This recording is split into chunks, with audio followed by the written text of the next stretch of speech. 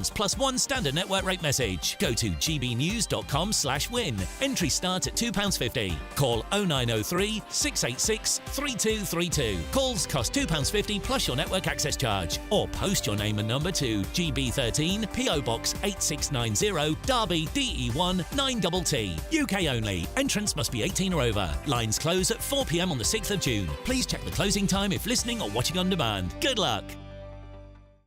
Exciting news. Every Friday, my Patrick Christys Tonight Show is going to have a twist to it. We're welcoming some special guests. You. That's right, on Fridays I'm going to be doing my show in front of a live studio audience because this show is about you and what you have to say. It's going to be the same big debates, same big topics, same big opinions. But every Friday night at 9 p.m, you are invited to come on down to Patrick Christys Tonight to be a part of the action. Only on GB News, the People's Channel, Britain's news channel. Hi, I'm Michelle Dewberry and my show is your opportunity to cut through all the noise and dive in headfirst to some robust debates. Ideas clash. Situation, isn't it? No, because the failure is... You're deliberately avoiding my point. Nothing's held back. And if you think this is the end of it, wait for more. And we do not shy away from the difficult stuff. Sometimes I want to shake people and say, if only you understood. So join me on Jubes & Co weeknights at 6 p.m, only on GB News, Britain's news channel. Good Afternoon Britain isn't just about us. The wonderful thing about this programme is it's about everyone watching. It's an interactive programme. Well, there absolutely is something to see here, and we're going to be talking about it more. Whether it's breaking royal news, Please bring us up to date. or indeed a particularly punchy speech in the House of Commons, Very, very curious. we bring it to you live, and then we bring you live reaction as well. That's Good Afternoon Britain, weekdays from midday. Only on GB News, the People's Channel, Britain's news channel. Mornings don't have to be tiresome, especially if you have the right company. Wake up to news as it happens, opinion and debate, and of course, a little bit of entertainment too. Because when the kettle's on, we're on. That's Breakfast on GB News, a show worth waking up for. Every morning from 6 a.m. Only on the People's Channel, Britain's news channel. We'll spread the news, you spread the word.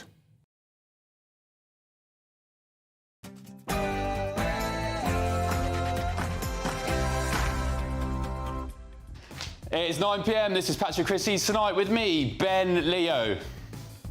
The perception amongst American conservatives is that this is increasingly a conquered country and that there is not a firm opposition to try to bring Britain back to greatness. The Republican firebrand who has the ear of President Donald Trump doesn't hold back. Hillary Clinton would be like a right-winger compared to some of the people in the Conservative Party here. And you're right, the Conservative Party allowed the mass migration crisis of Britain. Also tonight, the wife of a Tory councillor, Lucy Connolly, has lost her appeal against her prison sentence today. Is she the victim of two-tier justice? But could President Trump about to intervene? I'm going to try to get the U.S. State Department involved. Just to be clear, what she said would not be any prison time in America. And in other news tonight, the Prime Minister's unveiled sanctions on Israel. But is he emboldening Hamas? Plus, shows you just how out of touch Her Majesty's Treasury are with reality. If Rachel Rubbish is serious about delivering growth, abolish aviation tax. And are you about to jet off on your spring or summer holidays? Because net zero might be about to make your flight a lot more expensive. I'll have all of tomorrow's newspaper front pages too with my panel. Tonight it's Tory MP Esther McVey, the GB News presenter Alex Armstrong and political commentator Andy Williams. What do you reckon this guy's banging on about? Oh yeah!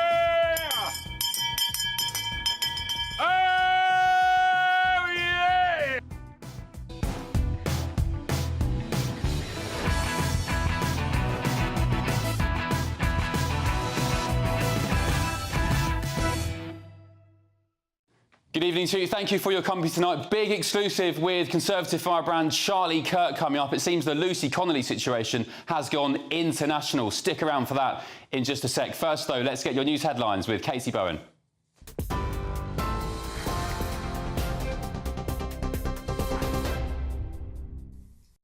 Ben, thank you and good evening. Your latest headlines at 9:02.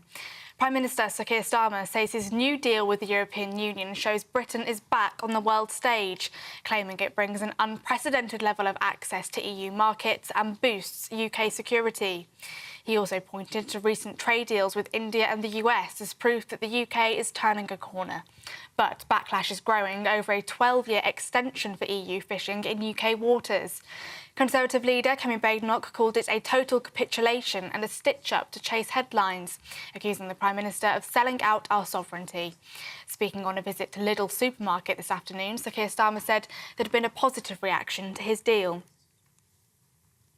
Elsewhere, the wife of a Conservative councillor has lost her bid to cut her jail sentence for an online post about migrants posted on the day of the Southport attacks. Lucy Connolly was jailed for 31 months after calling for asylum hotels to be set on fire in a post viewed more than 300,000 times before being deleted. She claimed in court she was grieving and never meant to incite violence, but judges rejected her appeal. They said her version of events didn't justify reducing the sentence. Connolly had pleaded guilty to inciting racial hatred after more racist messages were found on her phone. Let's cross now to the White House, where President Trump is making an announcement alongside Defence Secretary Pete Hegseth. It's something we're going to have. We're going to have it at the highest level. I want to thank Secretary Hegseth, who's been fantastic, and Secretary Rubio and Space Force Vice Chief of Space Operations, General Mike Gutlein. I also want to recognize Senators Dan Sullivan, Kevin Cramer and Jim Banks, fantastic senators, great talents, great political talents, and people that love our country. In the campaign, I promised the American people that I would build a cutting-edge missile defense shield to protect our homeland from the threat of foreign missile attack. And that's what we're doing. Today, I'm pleased to announce that we have officially selected an architecture for this state-of-the-art system that will deploy next-generation technologies across the land, sea, and space, including space-based sensors and interceptors. And Canada has called us, and they want to be a part of it. So we'll be talking to them. They want to have protection also. So, as usual, we help Canada do the best we can. This design for the Golden Dome will integrate with our existing defense capabilities and should be fully operational before the end of my term. So we'll have it done in about 3 years. Once fully constructed, the Golden Dome will be capable of intercepting missiles even if they are launched from other sides of the world and even if they are launched from space.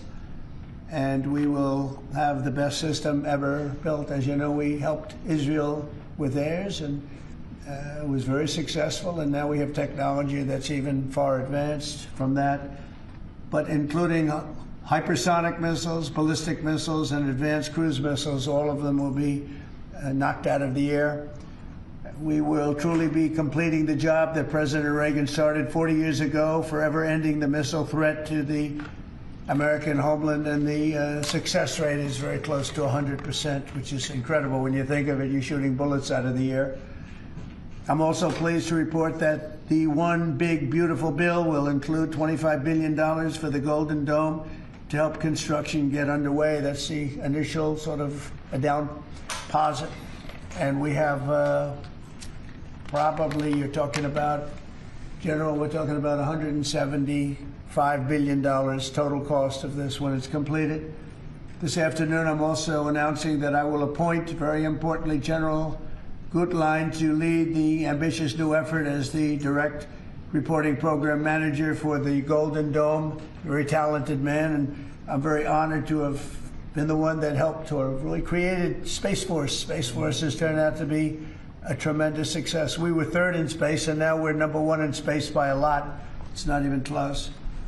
And Mike is a 4-star Space Force general, the recipient of the Defense Distinguished Service Medal, one of the most respected people in the world having to do with defense. You know, we have offense and we have defense. I'll bet he's good at offense, too. And he has an unmatched background in missile warning technology and defense procurement. General Gutlein also knows that we need to move fast. No one is more qualified for his job, and everybody, this was a universal acceptance of General Gutlein.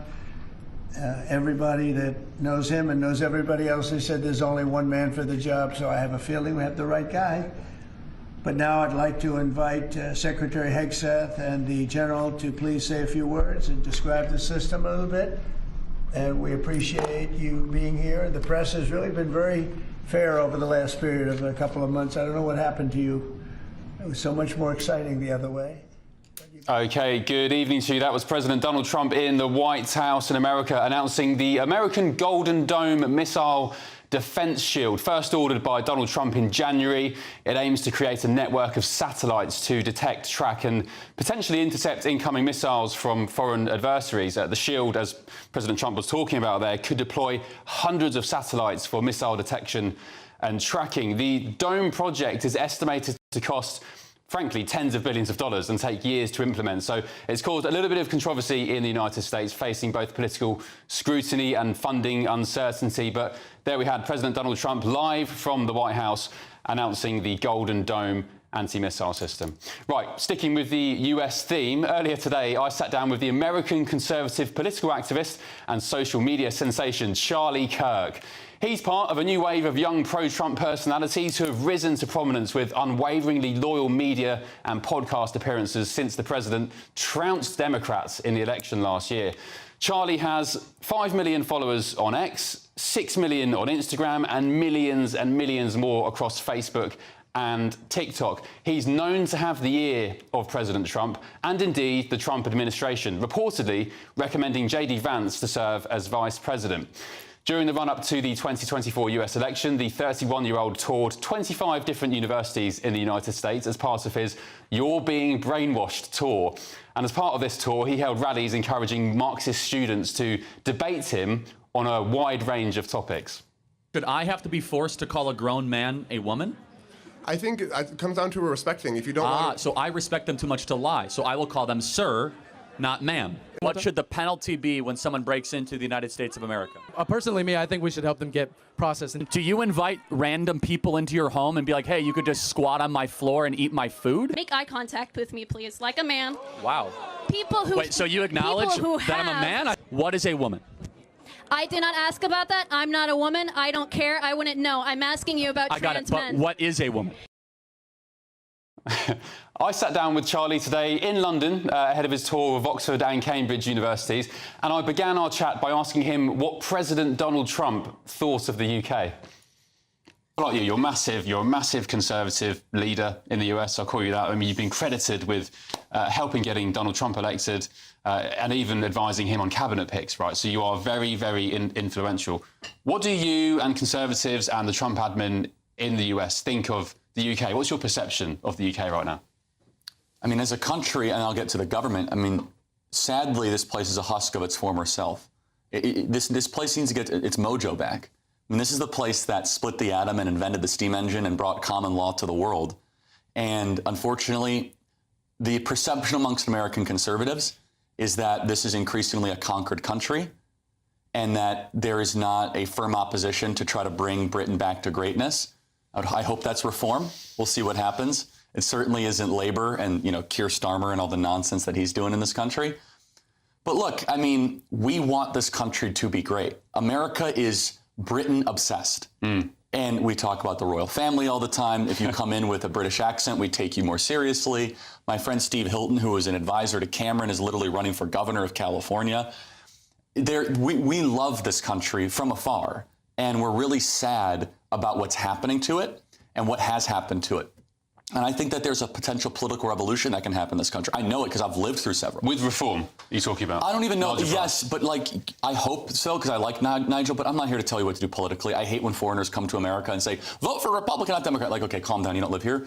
All I can do is, as an outsider, kind of like de Tocqueville coming to America, I can tell you right now, as an outsider who's seen themes and trends and patterns, there is an explosion waiting to happen in this country. There is mass repression, and here's why.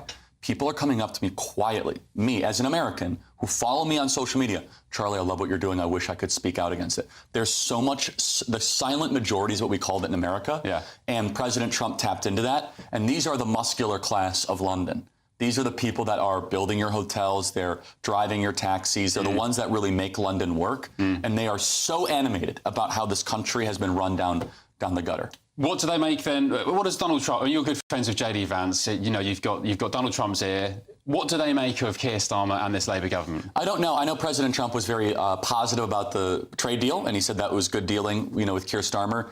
I don't want to put words in their mouth or sentiments. I know that as a totality of Europe, they want Europe to pay more in their contributions to NATO. I can give you my opinion of Keir Starmer. Not a fan. Go on then. Let's have it. Well, look, first of all, what he's doing with this Brexit thing, based on my limited understanding, and again, as an outsider, is like the ultimate denial of democracy. You guys had an up or down vote of the highest turnout election in modern British history. Ever, yeah. Right? Ever, in the history of the country, right? And they lost. And people said no. When you had 80+% turnout, people did not want to be part of the European Union. And now Keir Starmer is undermining the democratic will of the people. That is not a democracy. And these are the people that are always saying, yes, we're very big about liberal democracy. No, you're not. You're about an oligarchy. Your oligarchy is an expert class permanently entrenched. Not a fan of Keir Starmer. Obviously, politically, ideology, he's a far left-winger. I would even almost put him in the Marxist camp at times. What he's doing in immigration is a total fraud. No one should actually believe it. Well, I'd say as well, it's not just Labour who opened the floodgates. It was the Conservative I hate the Party. name of the Conservative Party. Yeah. Because in America, Conservative means something very, very different. Well, that's the scam they've been pulling for the last decade, calling themselves Conservatives, and they're anything but. They're Liberal Democrats. They're left of centre. Yes. It's being generous, actually. Yeah, Hillary Clinton would be like a right-winger compared to some of the people in the Conservative Party here. And you're right. The Conservative Party allowed the mass migration crisis of Britain. And Keir Starmer just happens to now be Prime Minister, trying to, make justifications for it. But this has been, I hate to use this term, I don't know if it's a term you guys use, bipartisan. Yeah. Which is it's bipartisan of both Conservatives and Labour that have now overseen this crisis. We call them the uni party here. Yeah, exactly. Yeah. We have a similar term in America.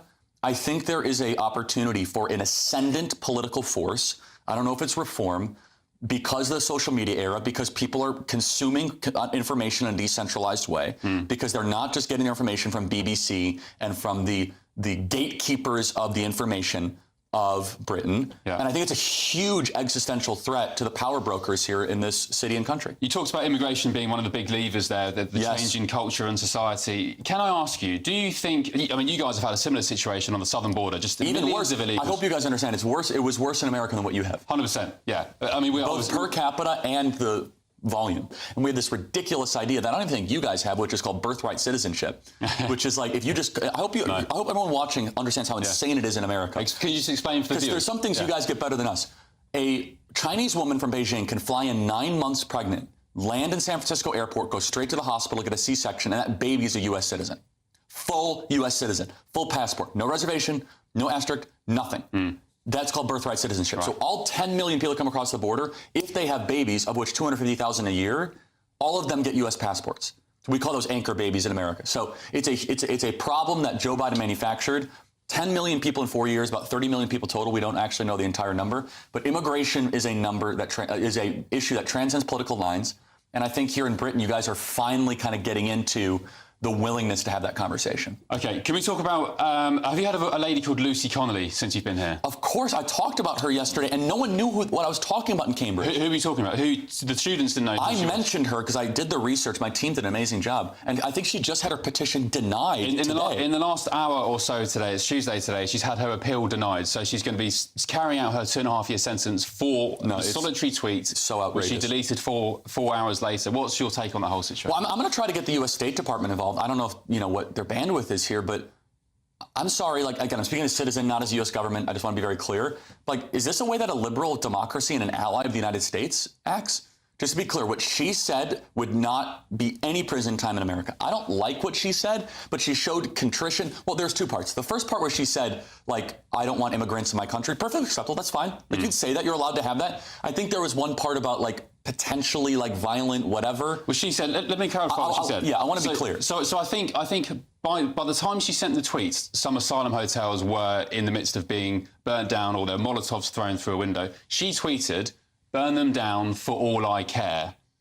You're allowed to say that in America. So the argument is, was she inciting violence there? Or was she reacting to the images she was seeing? You could, and by the way, just to be clear, you guys have the wrong incitement threshold. In America, you need to have specific time and specific place in order to reach the incitement threshold. Every day people say, well, someone should go kill Charlie Kirk. I don't like it, But that's protected speech. In America, we care about what you do, not about what you say. And then she showed contrition and she apologized. And from my understanding, when the police force showed up to her door, they asked her questions being like, you know, do you hate immigrants? No. She gave like very satisfactory answers and they still arrested her. And I just find it so outrageous that she's going to now jail for 2.5 years for a deleted social media post that she apologized for. As you guys have birthed free speech to the world, you now guys are becoming a totalitarian country. You just mentioned the US State Department. I mean, what are you inclined to do? What are you I don't know. I mean, I'm going to bring this up to Marco Rubio. Just going to send him a text being like, hey, you have a whole department, you know, and he's done an amazing job, by the way. Marco's incredible.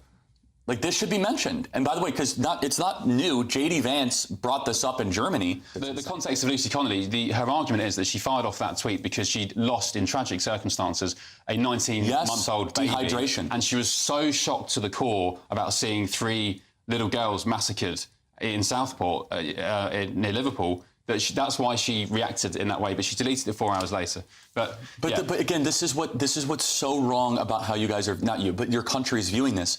Who cares the circumstances? You're allowed to say these things. And the fact that you guys are policing speech, unspecified speech of someone that then deleted their tweet or their social media post, I mean, you guys know the reference. I mean, you are becoming Orwell's 1984. This is wrong on every fundamental moral level. Is the Trump admin, I know J.D. Vance has mentioned it before, is the Trump admin aware of that? Is Donald Trump broadly? Yes, I'm sure. Again, I don't know all the specifics. Look, there's like 5 different dynamics here. We're trying to get, you know, the war in Russia and Ukraine, and like there's a lot of different levels here. I do know the State Department is keenly aware about the assault on free speech throughout Europe. And again, they always preach like we're the bastion of democracy. You do not have a free liberal democracy without freedom of speech. All right, there we go. There's going to be a longer version put online. You can get it on YouTube, and a second part to that at 10:20. So in the second hour of this show, we talk about religion, we talk about immigration, Brexit as well. So stay tuned for that. And as I said, the full version will be on YouTube. Let's get the thoughts of my panel now. The Conservative MP Esther McVey, GB News presenter Alex Armstrong, and the political commentator Andy Williams. Good evening, panel. Welcome. Evening. Esther, I'm sorry I threw the Tories under the bus there in that chat with Charlie. And I'm not surprised. Always. Can't be trusted. 16%. What do you mean, Liberal Democrats? I was hide behind the sofa as I wasn't. Yeah. Anyway, what's your thoughts on that? You're the US and people like, and I must let me just stress again as well. And Alex, you've got big history in the US. Charlie Kirk is probably the most influential Conservative commentator in the United States. He was credited with largely helping Donald Trump get elected. He's good friends with J.D. Vance, the Vice President. He recommended J.D. Vance to Trump. He's pretty much credited with getting him that position. He's sensational. So he's not just some TikToker who's a good talker and quite eloquent. He is very influential. And he's saying, Esther, the United States are looking at us and thinking, oh, my God, what is going on in the United Kingdom? Well, I guess there's a couple of things, isn't it? We have been battered with a series of events since about 2008.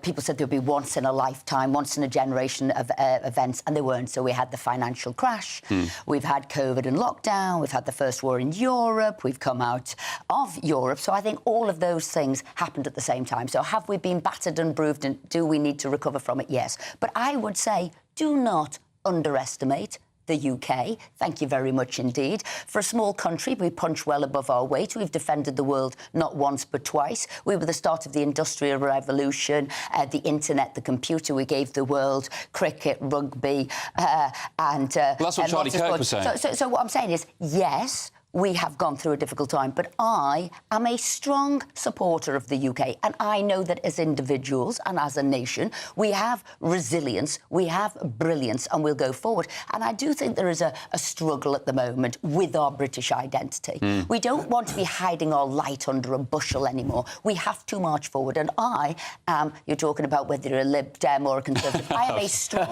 Conservative. You're one of the few genuine Tories. From a working class, worked my way up, so I agree with social mobility and opportunity. So, yes, we do need to find our way. But I don't need an American telling me how to do it. No, but do you know what? Right. I don't think people like Charlie Kirk are saying this stuff, Alex, because he wants to dunk on the UK. They love the UK, as he said. He says it out of concern and out of fear. We are, of course... condescending either.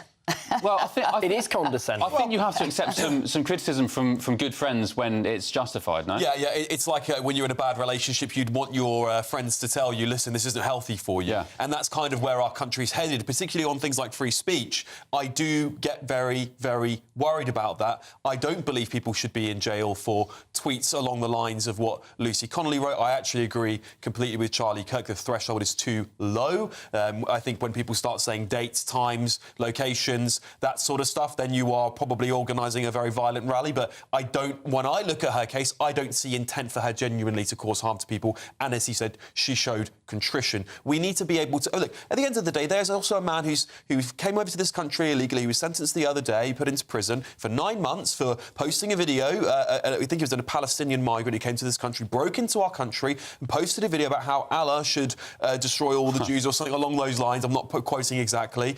People can look at themselves. 9 months, OK? So there is, to most people, a two-tier system in this country. It is dangerous for democracy and it's dangerous for the health of Britain going forward. I want all those things that Esther's saying, but we need to get back to our roots first. Andy, do we have free speech in this country? Yeah, obviously we do. I mean, the idea that we do not have free speech... Well, it's not that obvious, is it? Sorry to interject so quickly, but it's not that obvious. Lucy Connolly's been banged up for saying something on Twitter and deleting it 4 hours later. So if you can let me have more than three words in a sentence, I think that would be fair. It's absolutely clear that we have free speech in Britain, and anyone who can argue that we don't, I think, is on a ludicrous platform. You know, we have rules that guardrails around free speech. Now, we could have different interpretations of free speech. Some of us would think that Ben, I think you're a free speech absolutist. I think that's that's your view. It's not my view. I think the Americans... my definition of free speech is akin to America. Yeah, as in, you can say what you like, and that's fine. Yeah. That is not my view. My view is there have to be guardrails around free speech, because if you're inciting violence... It's not free speech, then, is it? Well, I think if you're inciting violence or hatred or saying things that will cause people to commit harm on others, I do think that's the test. Now, Lucy... hang on. So Lucy Connolly is in prison because she has violated... So there's two things here. Firstly, Lucy Connolly's violated the rules of our country, and that is why she's in prison. Now, you may agree or disagree with that law, but that is the law as it stands today. So if you stand for a rules-based system, you must agree that Lucy Connolly should be in prison. You could agree or disagree with the sentence, but she is in prison for that reason. This is where I'm coming. It's a total disproportionate sentence, what she was given. And there's a couple of factors here that don't make sense. Invariably, the judges are at pains never or not to send women to prison. They would try not to. And if they've got children, they absolutely will try their best not to, or with a shorter sentence. This didn't happen here. And the other thing that you'd have when you are in prison and you're coming to the end of the sentence, from last November, she would have been allowed something like rottle, which is sort of release on temporary licence. She would have been able to have gone and seen her husband who's ill and her child who's well. And she never got any of that. But she never got any of that, and that's why I say disproportionate. But what I will say, and judges do this, and they did it in the riots of 2011, should people do something at a time of rioting, civil disobedience, they give sentences, which is to say, do not do this. Yes, they are disproportionate in a time of rioting, and they did that. But now I think it's gone on too long, and I do think what they're doing is quite unnecessary. But don't you think... Just before, because I think this might add into what you're going to talk about. When we look at rulings for people who are being deported, for example, right,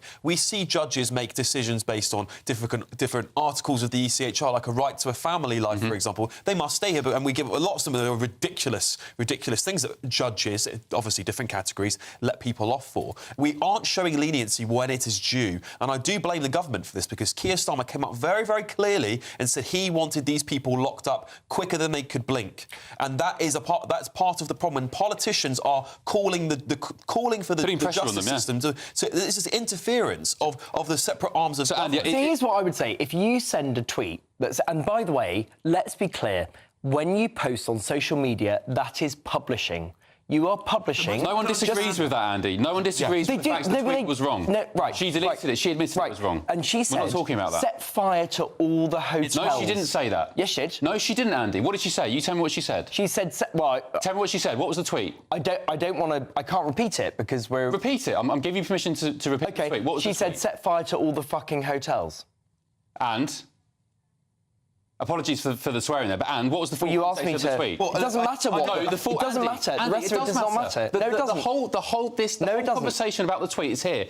Mass deportations now, set fire to all the hotels for all I care. That's what we're debating, for all I care. Is that inciting... Well, the courts have deemed it so. And again, I'm not defending this tweet. I'm just saying, for all I care. The argument is she was not inciting people to go and set fire to hotels. She was saying, for all I care, that can happen. I'm not encouraging people I can't believe we're arguing this semantic point. She said, set fire to all the hotels. That is clearly incitement to violence. But she also acknowledged it was wrong. After the event? Yes, after the event? She took it down 4 hours later. So she did a mea culpa. Everybody agrees it was a vile tweet. It was wrong. There was a sentence for it. She did do wrong. Everybody's got that. It is about the disproportionality. I agree with that. She's been just finally, treated Andy, in prison. Yeah, sorry to interject, Esther. Just finally, do you think she's a political prisoner, the way it's gone on so far? Obviously not, no. Well, I think she's got a 12-year-old child well, who deeply misses her mother. Yeah, and I'm coming back at you. You said no. She's got a 12-year-old child who deeply misses her mother.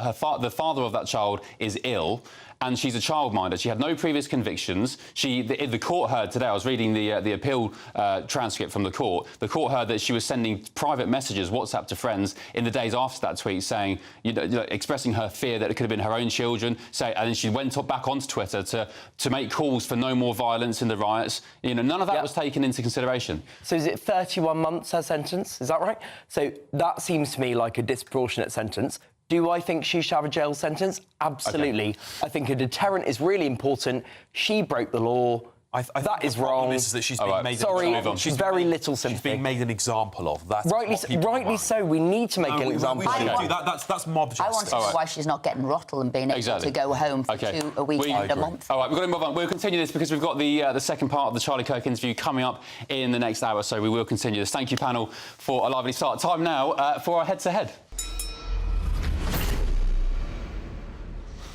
Right, in a joint statement with France and Canada, the Prime Minister threatened Israel today with concrete actions if it keeps restricting aid into Gaza. And both he and the Foreign Secretary, David Lammy, reiterated this message in Parliament earlier today. As set out in my statement with President Macron and Prime Minister Carney last night, we repeat our demand to massively scale up humanitarian assistance into Gaza.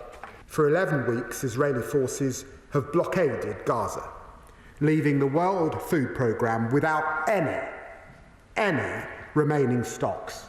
Therefore, today, I'm announcing that we have suspended negotiations with this Israeli government on a new free trade agreement. End this blockade now and let the aid in. The UK this afternoon suspended free trade agreements, negotiations rather, with Netanyahu's government, urging the end to all aid restrictions. So is this the right thing to do? Do you agree with the UK government this afternoon? Going head-to-head on this now are the journalist and broadcaster Angela Epstein and the trade unionist Steve Headley. Good evening to you both. Thank you for waiting there. Appreciate your patience. Good evening. Angela, I'll come to you first. Ladies first, what's your take on what's happened today?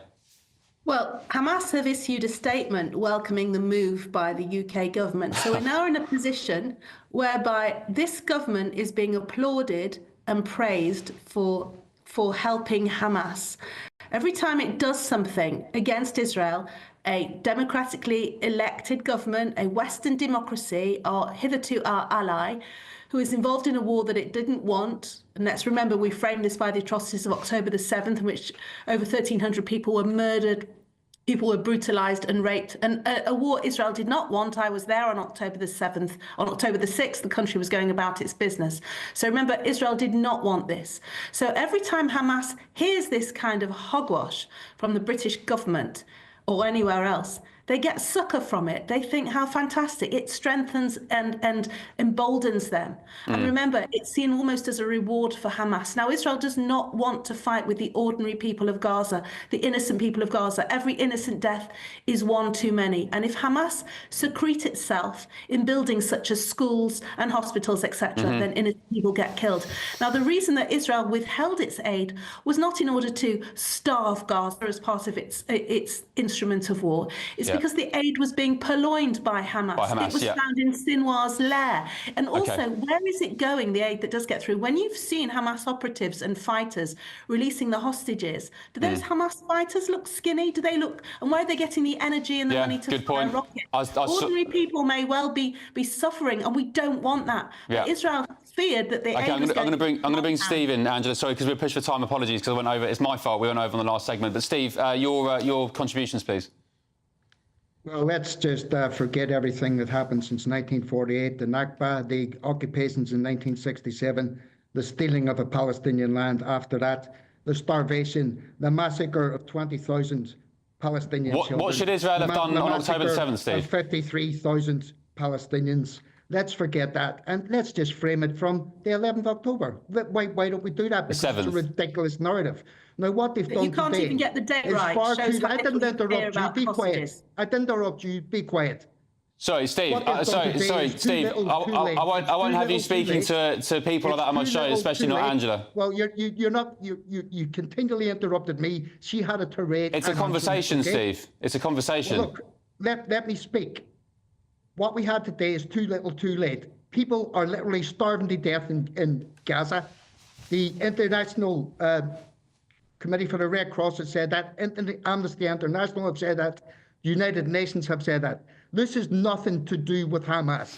If the IRA had secreted themselves in hospitals in West Belfast, we would have not destroyed West Belfast. That wouldn't have happened. Well, it is something to do with Hamas because they released a statement today. If the Israeli army secreted themselves in hospitals in Jerusalem and Hamas bombed those hospitals, it would be a war crime, the same as it is a war crime when these hospitals and schools. All right, Steve, last word to you, please, Angela. The Palestinians are being ethnically cleansed now. Israel, now, within weeks, within days, actually, of Russia invading Ukraine, got it, Steve. It disturbs me that Steve.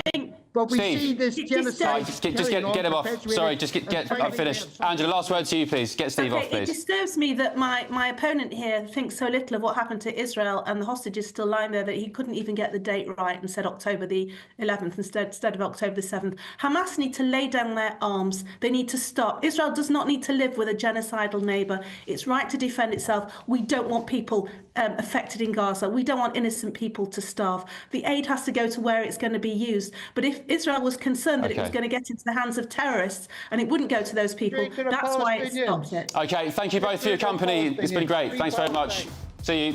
Right, coming up, Waterloo, Agincourt, Trafalgar, some of the greatest British battles, and yet more and more schools are shunning them and teaching kids about the transatlantic slave trade instead. I can believe that. Are we teaching youngsters to be ashamed of Britain? Find out in just a tick. I hope it doesn't rain. Don't worry about it. It'll spoil our holiday. Relax, we're totally covered. All Clear Travel Insurance sponsors GBNews Travel Destinations Forecast. Heavy showers for central and northern Italy and Croatia over the next few days. Generally sunny over the Greek islands. Plenty of sunshine for Iberia at the moment, but we are looking at more wet weather, especially for northern Spain and the Balearics come the end of the week. There are those showers over Italy, some pretty heavy downpours over parts of the Balkans. Will continue with the risk of showers here through the week. Sunny skies for most of the Greek islands, certainly for Cyprus and much of Turkey as well. Santorini stays sunny for the rest of the week. All Clear Travel Insurance sponsors GBNews Travel Destinations Forecast. Hello there, good evening. Welcome to your GB News weather update from the Met Office. As we head into tomorrow, it is going to be a damp start across the south, but for the north it should be mostly dry, plenty of sunshine and feeling warm in the sunshine too. And the reason it's been so settled as of late, well, it's all to do with high pressure situated to the north of the country, so at times this evening that will drag in a northeasterly breeze, so that's going to bring in some low cloud, particularly across the northeast of Scotland.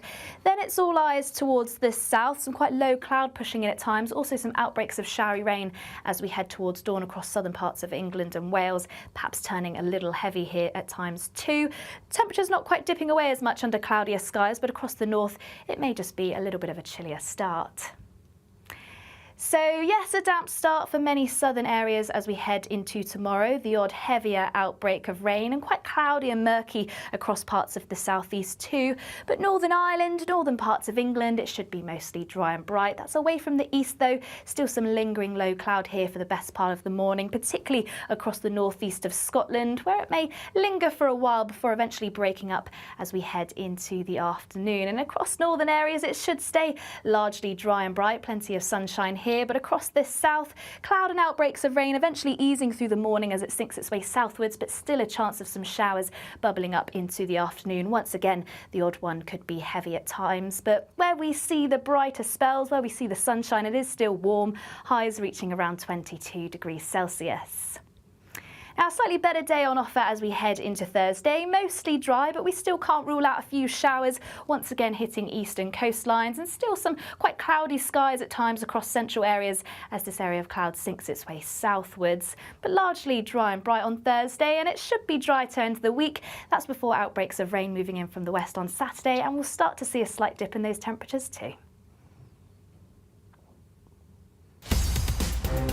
In the GB Newsroom, we bring you the news as it happens. With our team of dedicated journalists across the UK, we're ready to keep you up to date with what's happening every half an hour, every single day.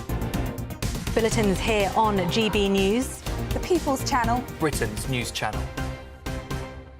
Headliners on GB News 11 p.m. every night. It's got 3 top comedians going through the next day's newspapers so you don't have to read them, which is great. That's a good point. He's lying. I mean, maybe he's not lying. That's Headliners every night from 11 p.m. and 5 a.m. as well on GB News, Britain's news channel. Join me, Nana Okoye, for an informative, interactive news programme with a difference. It's fun. No, he didn't say that, Dave. I'm so surprised. I think there's an element of truth to that. Join me from 3 p.m. every weekend, only on GB News, Britain's news channel.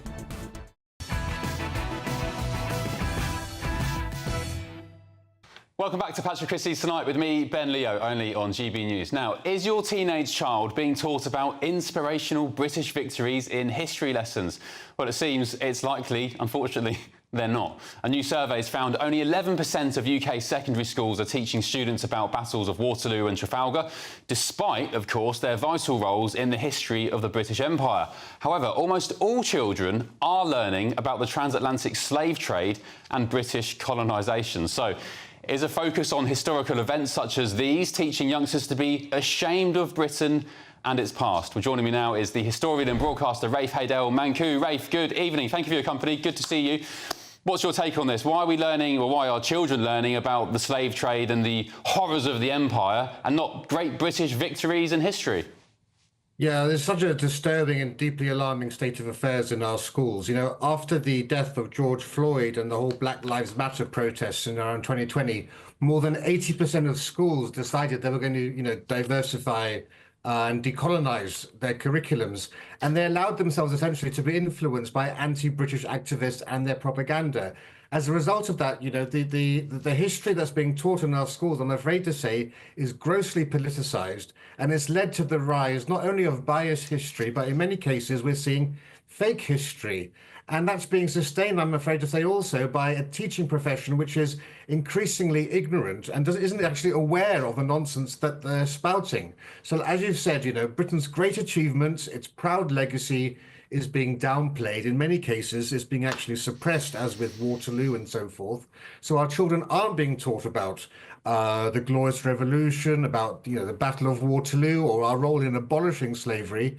Instead, they're taught increasingly bizarre stuff. They're taught now, I kid you not, that Stonehenge was built by black people, and by black they mean sub-Saharan Africans.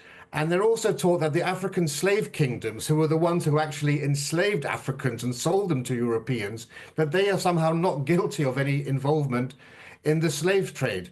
What's going on, really, is that our history is being erased and it's being rewritten in order to propagate a completely new and baseless ideology that Britain's a nation of immigrants, that has always been multicultural, that its great achievements were minimal, and that what it did achieve was only thanks to, you know, the involvement of non-Britons, and that diversity built Britain, and ultimately that, you know, that Britain and the West are uniquely evil, I would say. And it's all obviously absolute nonsense, of course. So, I mean, it's a silly question, I guess, but is this intentional? Is there an agenda at play? And if so, I think the answer is yes. Why? What is the agenda and who's behind it? Well, yeah, anybody who lived under Chinese or Eastern European communist rule, this will all sound very eerily familiar. Severing the connections that link a people to their past destroys the roots that ultimately ground all of us to our place. And knowledge of history is crucial to instilling in our youth a sense of identity, of belonging, and of place. And if you want to undermine that society, if you want to demoralize and destabilize its society, you attack its history and you rewrite it. Yeah. And so as a result of that, we're producing a generation of children who are not only woefully ignorant of history, they're actually susceptible to this bias and fake history. And the polling shows it. You know, in 2004, 80% of young Britons 18 to 24 were proud to be British. Today, it's only 40%. And it's only going to take another two or three more decades to have the majority of the working age population of this country, including people in power, who are not only ignorant of this nation's history and its, you know, its achievements, but quite frankly, despise Britain and its past. And that's deeply troubling. I like to say always, a nation ignorant of history is like a man with no memory. And that's how you can easily foist upon it a new ideology, an ideology where minorities have always been present. Yeah, Rafe, you're so right. I looked up at the flyover, the fly past on VE Day. I saw the Typhoons, the Lancaster and so on. And, you know, I felt the emotion in me. I felt like I was in the footsteps and the shadows of my ancestors who came before me. And people who come to this country in later generations cannot resonate with that. Likewise, me going to Japan and, you know, doing the same thing there. These are our history. It's our history. It's our people. It's our nation. And I think you speak quite eloquently on that. Thank you, Rafe Hedel Manku, for your company. A spokesperson for the Department of Education said high and rising standards are at the heart of the government's mission to break down the barriers to opportunity and give every child the best start. The independent expert-led curriculum and assessment review is considering how to ensure young people have access to a broad and balanced curriculum that ensures young people leave school ready for work and ready for life. There we go. Speaking of giving things away, time's running out on your chance to win our Great British giveaway today. Your chance to drive away with a brand new motorhome worth £67,000. Here's all the details you need to win. Someone is going to win the biggest prize package to date, and that someone could be you, driving away in this Elnag Baron 560 motorhome, courtesy of Marquis Leisure. It has plenty of room for your family of four, comes complete with kitchen, bathroom and all the space you'll need for life on the road. And the best news? You can drive it on your existing driving licence. Plus, we'll also give you a further £5,000 in tax-free cash to spend however you like. Don't delay. You can't win if you're not in the draw. For another chance to win the lot, text WIN to 63225. One entry costs £2.50 plus one standard network rate message. Or text BONUS to 63225. 5 entries cost £5 plus one standard network rate message. Go to gbnews.com/win. Entries start at £2.50. Call 0903 686 3232. Calls cost £2.50 plus your network access charge. Or post your name and number to GB13 PO Box 8690 Derby DE1 9TT. UK only. Entrance must be 18 or over. Lines close at 4 p.m. on the 6th of June. Please check the closing time if listening or watching on demand. Good luck. Very good luck to you. Coming up, Greece, Spain, France. Are you about to jet off on your summer holidays? I wish I was. Well, the government's net zero obsession could be about to make it all a lot more expensive if it wasn't already. Find out why in just a few minutes. Hi, I'm Michelle Dewberry, and my show is your opportunity to cut through all the noise and dive in headfirst to some robust debates. Ideas clash. Situation, isn't it? Because the failure is... You're deliberately avoiding my point. Nothing's held back. And if you think this is the end of it, wait for more. And we do not shy away from the difficult stuff. Sometimes I want to shake people and say, if only you understood. So join me on Jubes & Co. weeknights at 6 p.m, only on GB News, Britain's news channel. From the school run to the home run, watch a new show for all of Britain. He can say whatever he wants. A straight-talking show where all voices are heard. And, you know, when are we going to stop talking about smashing the gangs and actually do it? With the stories that matter from every part of our country. There's a bit of a crash landing there for your Chancellor. Bold, fearless and standing up for you. That's me, Martin Daubney, 3 p.m. till 6 p.m, weekdays, here only on GB News. The People's Channel, Britain's news channel.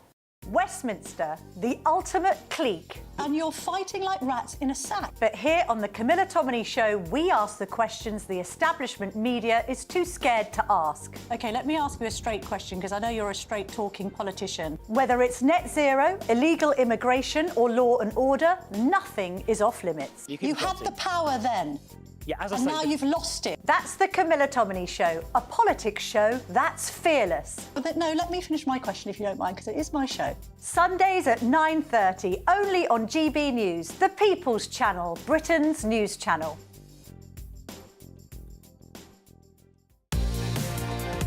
Mornings don't have to be tiresome, especially if you have the right company.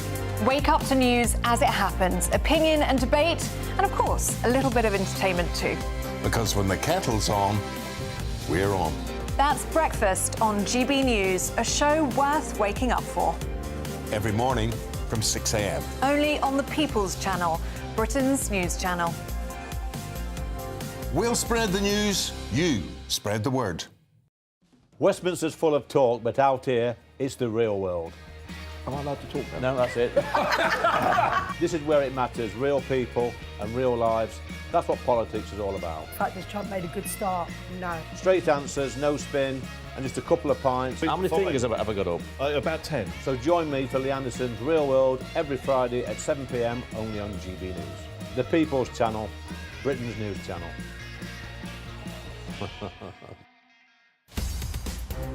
In the GB newsroom, we bring you the news as it happens. With our team of dedicated journalists across the UK, We're ready to keep you up to date with what's happening every half an hour, every single day. Bulletins here on GB News. the People's Channel, Britain's news channel.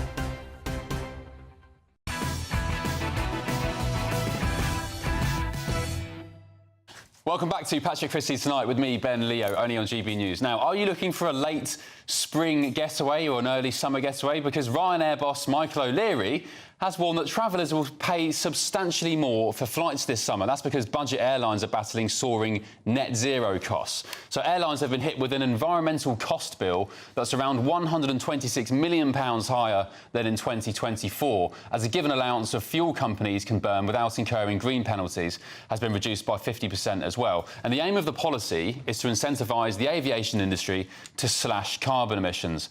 But Mr O'Leary warns the costs will inevitably get passed on once again on your airfare. Joining me now is the leader of the Climate Party, Ed Gemmell. Ed, good evening, welcome along. Have you got any holidays planned this summer? No, actually, not at the moment. And if I was, I'd probably be going on the train, so... Oh, yeah. When was the last time you flew? I haven't flown for 6 or 7 years now, so I just don't fly fossil fuel, you see. So you are a serious net zero... Because we speak to people sometimes on this channel, some net zero zealots, we call them. There's one in particular, I'm not going to bother to name him, but he regularly jets off to Thailand all the time. But you are sticking by your principle. I simply don't fly fossil fuel. It doesn't mean I'm not going to get a plane when it's hydrogen or electric or whatever it is. Yes, I will be. Yeah, absolutely not. I'm not against flying. Can I get electric planes, do so electric planes are on their way. Really? So, I mean, we're maybe coming into it. But yeah, I mean, Zero Avia and a few others are actually innovating very fast here. And in fact, before we get on to talk about Ryanair, but I mean, Birmingham Airport and Zero Avia have got at the moment, they're projecting they're going to have the first flights up in the air, hydrogen-based, this year. Wow. Flying locally domestic flights, and that by 2027... What's the range? Be about 300 miles. Right. And they're reckoning by 2027 you'll be able to fly out to the Mediterranean on them in 80-seat flights. I'm not sure I'd trust an electric plane just we'll yet. see. I'm not sure. It's not the standard yet, is it? But you know, there's big plans there, and they've actually, you know, they're putting their money where their mouth is. Well, maybe Michael O'Leary and Ryanair could start looking into electric planes, because they're complaining about these net zero levies on the cost of flights, which, you know, obviously when it comes to net zero, it's going to be the great British public who are again footing the bill. So what's your take on all this? I think the first thing is I had a big dig into the figures, and I looked at their business review as well, which just came out the day before. I mean, we're talking about, you know, €150 million, £126 million hike that's coming in at the moment, which is about 1% of their revenues. So looking at it and what it's actually going to put onto your flight at 1%, if you've got a 30 quid flight, it's going to put 30p on. Right. So that's your net zero bit. Now, having said that, he did say, and it was in the same report, that the prices are going to go up by about 6%. But he was pretty open about saying that prices had gone down about 18 months ago when they had this fight with the online traders. There was a fight. The online traders were hiking up the price of Ryanair tickets, putting a bit extra on. He didn't like that, so they had a fight with them, and he ended up having to drop the price. And he's admitted that was a mistake of his own, and that he had to make up for it. So he dropped the price down by 7% in order to get the business back, and he did well. So they had a 9% increase in sales actually due to that in terms of passengers. But what that meant is they dropped off in profits. Now he's aiming to get it back on, assuming the article's right, and it is as reported, a 6% increase in prices, which 1% of that is the net zero. So you're suggesting he's trying to profiteer off this? And I'm not saying he's trying to, and it could be the way it's reported and everything else, but, you know, everybody running a business is clearly trying to get themselves back to the best position. Would you like people to stop flying altogether? No, because flying's not the issue, is it? I mean, you've got two issues here. You've got one is economy and one is emissions. I mean, no one's against flying. No one's against people going on holiday. Some people are. Some of your cohorts are, Ed, actually. Right. Well, OK. Certainly, I'm not against flying and that sort of thing. I mean, it's not about not having another runway at Heathrow or whatever it will be. It's about the emissions and the problem that come for it. And on the reverse of it, and you won't be surprised me saying, it's about the opportunity that comes from it if we go hard, go fast, and we're the ones who do it. A bit like the Birmingham Zero Avia one, if we could stimulate that and get that going so we're ahead of everybody else, then all of those zero-emission flights will be coming out of London. Is the government subsidising that hydrogen project in Birmingham? I don't know. I'd have to have a look into it. I don't know offhand, actually. I mean, as far as I know, I mean, there are clearly subsidies and opportunities in all new technologies and all that sort of thing at the moment. So it wouldn't surprise me, but I don't know that. So I'd be telling you something I don't know. OK, all right, interesting. I think I need a holiday. You definitely do. Yeah, after the last couple of weeks. Ed, thank you very much. Appreciate it, and we'll catch up soon, no doubt, on Net Zero. Let us know what you think on that. gbnews.com/your say. Do you care if you're getting a 30 quid flight to... I mean, the 30 quid, by the way, Ed, is a pretty cheap flight. Where are you flying to? It's certainly the low ones. London to Essex? Well, I mean, I was looking on the site today, so that's the cheapest their flights were coming up at the time, so that's it. But, I mean, the average flight costs about £75. You'll be paying an extra 75p because of net zero. All right, well, it's almost a Mars bar, so I think I'd still like to save that. Ed, thank you very much. Appreciate it. Right, don't forget, you can stay with us all day on GB News, not just on TV, but on radio as well, and on your smart speaker. To listen to us on your smart speaker, just say, play GB News on TuneIn. Right, coming up at 10 p.m, Lucy Connolly, the mother, jailed for over 2 years, 2.5 years, in fact, for a Southport tweet, lost her bid today to be released early. Is she the victim of two-tier justice? And the moment we've all been waiting for, the second part of the interview with Republican firebrand Charlie Kirk. I want England to believe that again, because you guys brought Christianity to so much of the world. I want the Church of England to get its mojo back. Can we get our mojo back? I think we can. I think we can with a bit of optimism. All that and much more, plus the newspapers in just a few minutes.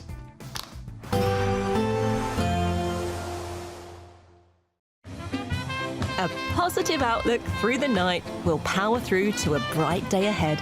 Boxed Home Battery Storage, sponsors of weather on GB News. Hello there, good evening. Welcome to your GB News weather update from the Met Office. As we head into tomorrow, it is going to be a damp start across the south, but for the north, it should be mostly dry, plenty of sunshine and feeling warm in the sunshine too. And the reason it's been so settled as of late, well, it's all to do with high pressure situated to the north of the country. So at times this evening, that will drag in a northeasterly breeze. So that's going to bring in some low cloud, particularly across the northeast of Scotland. Then it's all eyes towards the south, some quite low cloud pushing in at times. Also some outbreaks of showery rain as we head towards dawn across southern parts of England and Wales. Perhaps turning a little heavy here at times too. Temperatures not quite dipping away as much under cloudier skies, but across the north it may just be a little bit of a chillier start. So yes, a damp start for many southern areas as we head into tomorrow. The odd heavier outbreak of rain and quite cloudy and murky across parts of the southeast too. But Northern Ireland, northern parts of England, it should be mostly dry and bright. That's away from the east though. Still some lingering low cloud here for the best part of the morning, particularly across the northeast of Scotland, where it may linger for a while before eventually breaking up as we head into the afternoon. And across northern areas, it should stay largely dry and bright. Plenty of sunshine here. here, but across the south, cloud and outbreaks of rain eventually easing through the morning as it sinks its way southwards, but still a chance of some showers bubbling up into the afternoon. Once again, the odd one could be heavy at times, but where we see the brighter spells, where we see the sunshine, it is still warm, highs reaching around 22 degrees Celsius. Now, a slightly better day on offer as we head into Thursday. Mostly dry, but we still can't rule out a few showers, once again hitting eastern coastlines, and still some quite cloudy skies at times across central areas as this area of cloud sinks its way southwards. But largely dry and bright on Thursday, and it should be dry to end the week. That's before outbreaks of rain moving in from the west on Saturday, and we'll start to see a slight dip in those temperatures too. A positive outlook through the night will power through to a bright day ahead. Boxed Home Battery Storage, sponsors of weather on GB News. What does it feel like to be a Great British Giveaway winner? That's a big surprise. Oh my God, I'm going to cry. Do you know what? I've never won anything like this in my life. Oh my God, this is amazing. That is absolutely fantastic. We're over the moon. Yes, that is fantastic. You know, you have no idea how much I needed it. Oh my goodness.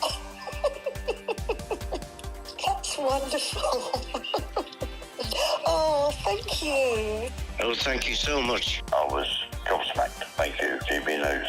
I'd say don't hesitate, do it. If you're not in it, you've got no chance of winning it. Thank you. You weren't expecting to get that call today, were you? No, I wasn't. You really could be our next big winner. Head over to gbnews.com/win now to find out how and get your entry for the Great British Giveaway. Great prizes, even greater wins. From the school run to the home run, watch a new show for all of Britain. So he can say whatever he wants. A straight talking show where all voices are heard. And, you know, when are we going to stop talking about smashing the gangs and actually do it? With the stories that matter from every part of our country. There's a bit of a crash landing there for your Chancellor. Bold, fearless and standing up for you. That's me, Martin Daubney, 3 p.m. till 6 p.m. weekdays here only on GB News. The People's Channel, Britain's news channel. We're proud to be GB News, the People's Channel. And as you know, we always love to hear your views. Now, there's a new way of getting in touch with us at gbnews.com/your-say. By commenting, you can be part of a live conversation and join our GB News community. You can even talk to me, Bev Turner, or any of the members of the GB News family. In the GB Newsroom, we bring you the news as it happens. With our team of dedicated journalists across the UK, we're ready to keep you up to date with what's happening every half an hour, every single day. Bulletins here on GB News, the People's Channel, Britain's news channel. Hi, I'm Michelle Dewberry, and my show is your opportunity to cut through all the noise and dive in headfirst to some robust debates. Ideas clash. Situation, no, because the failure is you're deliberately avoiding my point. Nothing's held back. And if you think this is the end of it, wait for more. And we do not shy away from the difficult stuff. Sometimes I want to shake people and say, if only you understood. So join me on Jubes & Co. weeknights at 6 p.m. only on GB News, Britain's news channel. Headliners on GB News 11 p.m. every night. It's got 3 top comedians going through the next day's newspapers so you don't have to read them, which is great. That's a good point. He's lying. I mean, maybe he's not lying. That's Headliners every night from 11 p.m. and 5 a.m. as well on GB News, Britain's news channel.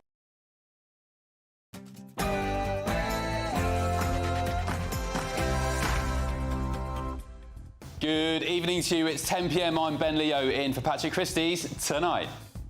The perception amongst American conservatives is that this is increasingly a conquered country and that there is not a firm opposition to try to bring Britain back to greatness. Part 2 of our big interview with the Republican firebrand who has the ear of President Trump.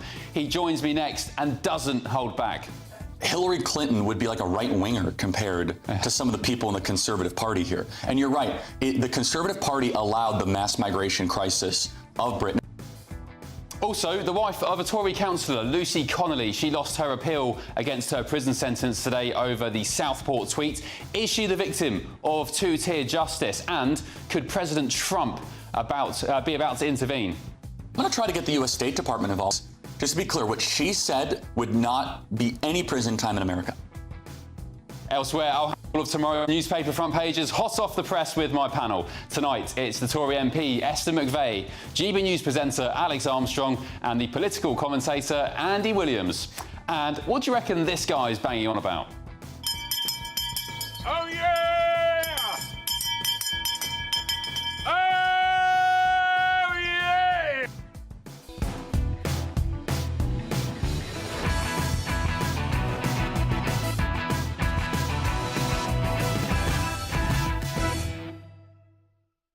Some big newspaper front pages have just dropped hot off the press. First, though, let's get your news headlines with Casey Bowen.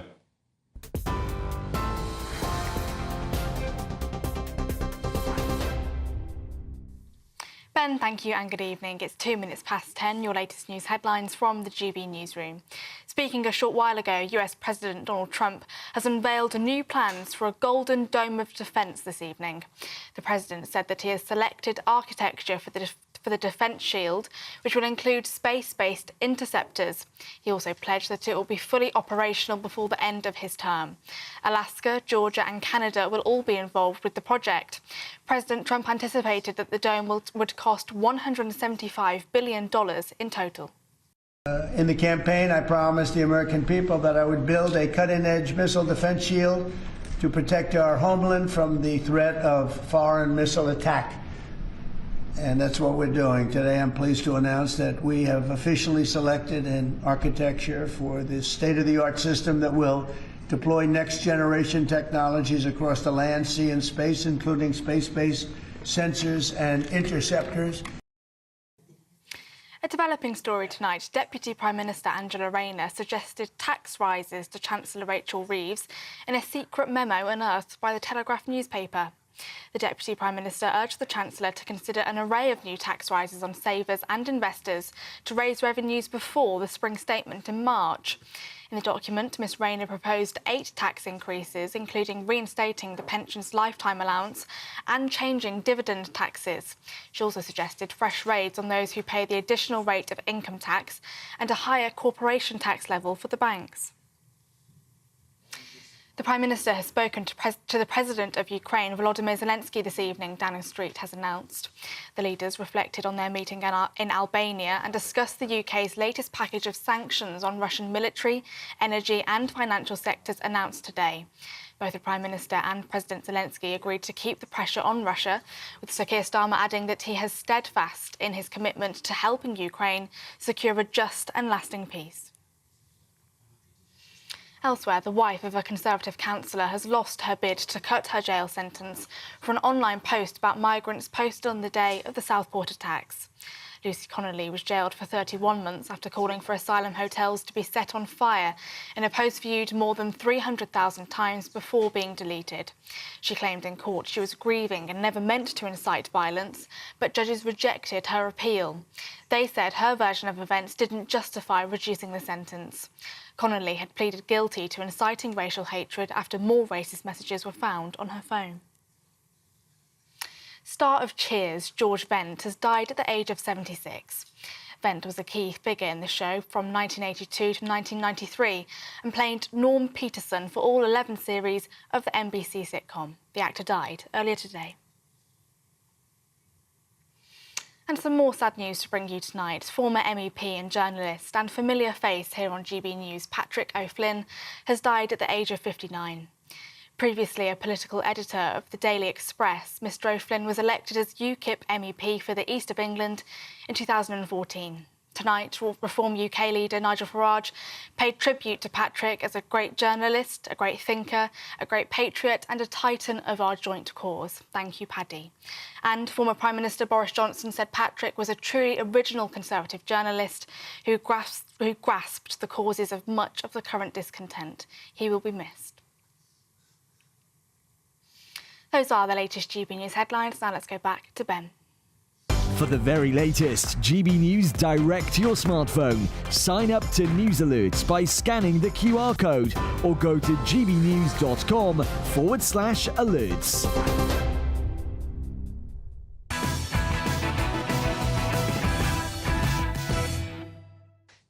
Thank you, and welcome back to Patrick Christys tonight with me, Ben Leo. Now, time for the second part of my interview with Conservative firebrand, activist, social media sensation Charlie Kirk. He's part of a new wave of young Trump personalities who have risen to prominence with unwaveringly loyal media and podcast appearances since the president absolutely trounced the Democrats, didn't he, in the election last year. He even once had, and still does, I'd argue, the ear of President Donald Trump, reportedly recommending J.D. Vance to serve as Trump's vice president. And now I bring you the second part of that interview. Enjoy. I'm going to get a little bit deep now. The trans situation, medical experiments on kids, mass migration, is it intentional, is it not? I used to be of the premise, the thought that I didn't think there was good and evil per se. I used to think, well, people have different perspectives and, you know, give them a bit of, benefit of the doubt and just kind of think, you know, we've maybe been brought up in different environments. I am now, after seeing many, many different situations over the past couple of years, Southport, the murders, for example, as an example, that evil exists. Do you think evil exists? Of course. In the world? I mean, I'm an evangelical Christian.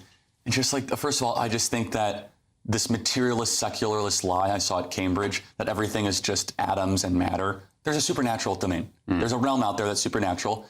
Every civilization that's ever existed acknowledged this, except the last, 200 years we thought were really super smart because, actually, no, we're just a bunch of subatomic particles and you're just a bunch of chemicals in your brain. No, there is a spiritual dimension. There is a supernatural realm.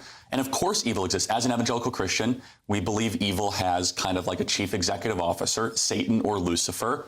And we believe Christ our Lord is not just the counter, but is the salvation for all of humanity. And I want England to believe that again, because you guys brought Christianity to so much of the world. I want the Church of England to get its mojo back. I was going to say, do you think what's happening in the West over this, I'd say, 20 years, do you think what's been happening over the past 20 years is because of a lack of faith in, maybe not God, but just faith in something bigger than ourselves? Or I would say yes. I mean, something transcendent.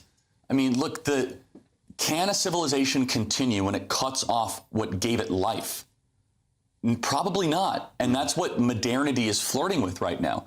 And so then you get all these counterfeit religions. You get environmentalism. Why do you guys think you guys are doing this insane net neutral carbon stuff by 2050? Net zero, yeah. So you get rid of Christianity and then you get a substitute form of earth worship. You get rid of Christianity and then you get a substitute form of anti-racism. You get rid of Christianity and then, even more dangerous, you go from secularism then to Islam. Because then you're like, well, we have to believe in something, and then you bring in a completely different ideology that's at odds with Western values. Charlie, people watching this now would say it's just Islamists who are the issue. Islam as a religion is peaceful by nature, so on and so on. What's your response to that? I know a lot of great individual Muslims. My primary doctor in America is actually a Muslim, and he's amazing.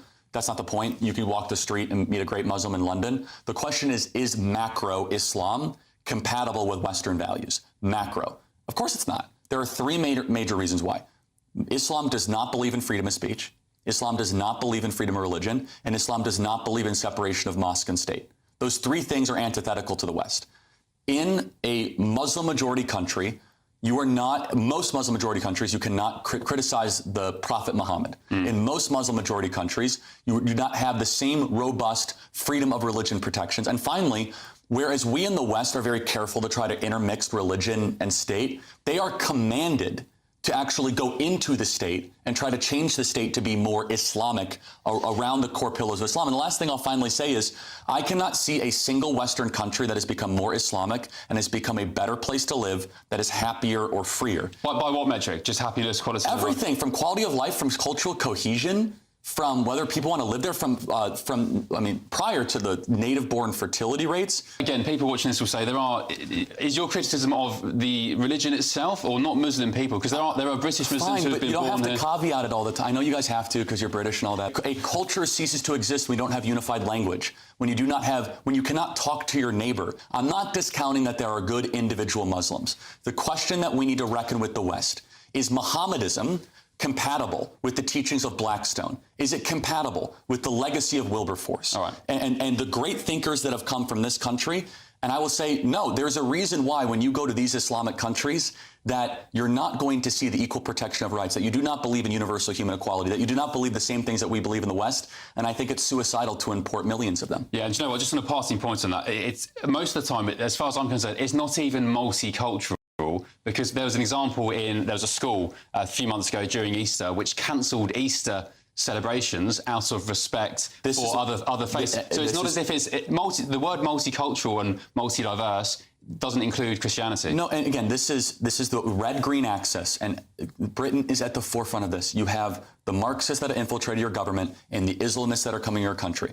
And when they combine together, they both agree on one thing. They have huge disagreements on a lot. They hate the West, and they want to see it broken. OK, we're finishing up because we're pushed on time. You have to get to Oxford tonight, right, for more battles with some lefty students. But I'll have some quick-fire questions. Sure, go ahead. Where's Elon Musk gone? He's around. He's running his companies. He's disappeared. Where's he gone? No. He's just not on TV as much. He's around the White House. He's around the Eisenhower Executive Office building. Remember, he's running like multiple trillion-dollar companies. I know, but he was very prominent in the first couple of months. I mean, like the first 100 days. Has he taken a step back? Yes, but there's also like a legal thing too. He's what's called a special government employee, so there's only so many hours you're allowed to spend on stuff. But it is noted that, look, he was very, very present the first couple months. He set a lot of causes in motion. I think you're going to keep seeing a lot of them. All right, there we go. Conservative firebrand and ally of Donald Trump and his family and the administration, Charlie Kirk. The full version of that interview will be on GB News YouTube. Catch it online. It's much longer, goes into lots of other topics as well, which you may be interested in. Let's get the thoughts now of my panel, Conservative MP Esther McVey, GB News presenter Alex Armstrong and the political commentator Andy Williams. Welcome back. Esther, ladies first. What's your thoughts on Charlie Kirk? Well, I thought he was raising some interesting points there. I mean, he is, as he calls it, an evangelical Christian. I think most people in the UK are probably quietly Christian. I think we're not quite the same, are we? Americans always sort of big, extrovert characters. Yeah. I've always sort of said it's the elder brother of the Americans, who are much more sort of serene, reserved, stand in a queue, stoical, all of these things. Yeah. I think he raised a couple of good points. And I think with that, I don't know, being maybe quite shy of our beliefs. He said we'd sort of replace them with other things like the net zero, the sort of the fanatical, environmental new religion. But Cult-like. And we've probably had that before, the Druids, the sort of religions of the earth or what have you. But there's also the separate, an issue coming in as people come into our country, as we've been an open and tolerant country. There's other religions that have come in. And those other religions have maybe more strident in their views, and in a way we now think we've been squeezed out of our Christianity. And I do think there's a struggle at the moment, sort of owning what is British, what is Britishness. That means Christianity, our history, what we stand for. So I think there is that struggle going on. So I think his topics that he was touching upon, even though there was rather a lot in a short space of time, I think it was all sort of food for thought. But I do think we need to be proud of Christianity, and I think we've lost that along the way by being shy Christians. Yeah, he said we need to. Well, the Church of England needs to get its mojo back. Andy Williams, he said Islam is not compatible with the West.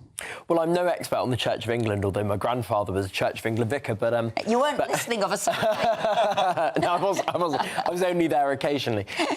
Look, I think there are many aspects of Islam, and I'm, by the way, not, and I don't, unless I'm incorrect, I don't think any of us is a scholar on Islam on this panel, but I think there are many aspects of Islam that are compatible with Christianity. Actually, the vast majority of the teachings of the major religions of the world are all the same. It's about kindness, tolerance, forgiveness, all of those sorts of aspects, and they're really important. Now, at the extreme ends of religions like Islam, of course, there are teachings and ways of doing things that are anathema to the way we do things in this country. But I would also say that there are teachings and ways of doing things at the extreme ends of Christianity that are anathema to the way we do things in this country. And you've sort of touched on that, Esther, in terms of the way that evangelical Christians in America behave. I'm not saying it's equivalent, but it's not quite consistent. The other thing I'd say that I think completely undermines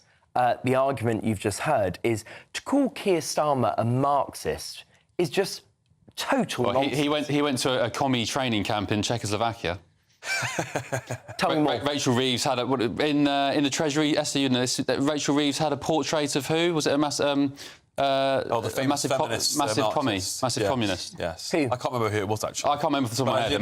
There is a story about that. Well, look, I mean, anyone who understands politics and political ideology knows that Keir Starmer, whatever you think of him, whether you're a good Prime Minister, bad Prime Minister, indifferent Prime Minister, he's not a communist. I'd actually put him more as a Stalinist, actually. He's not a Stalinist, Esther, come on. No, he's not. I think she's right, actually. I think if you're comparing him... No, he's not. Ultimate statist. Yeah. I think he has developed this two-tier, what he finds acceptable, what isn't, in many, many roles. And I do think we've seen that in justice, and I do think we've seen that in policing, and very much what he says goes. And he doesn't seem to have an opinion. It's all about his survival. So you might think that he's an authoritarian, and you might think he's authoritarian in a way that offends your sensibilities and that disagrees with your politics. But the idea that he's a Marxist or a Stalinist, I mean, this is just ludicrously over-the-top language. I've got from the gods in my ear the name of the lady who Rachel Reeves popped up. It's Ellen Wilkinson, who was nicknamed Red Ellen. She was a massive communist back in the day. So, I mean, Rachel Reeves is inspired by communists. Keir Starmer, the Prime Minister, went to a combi training camp in Czechoslovakia during his early 20s. So it's not beyond...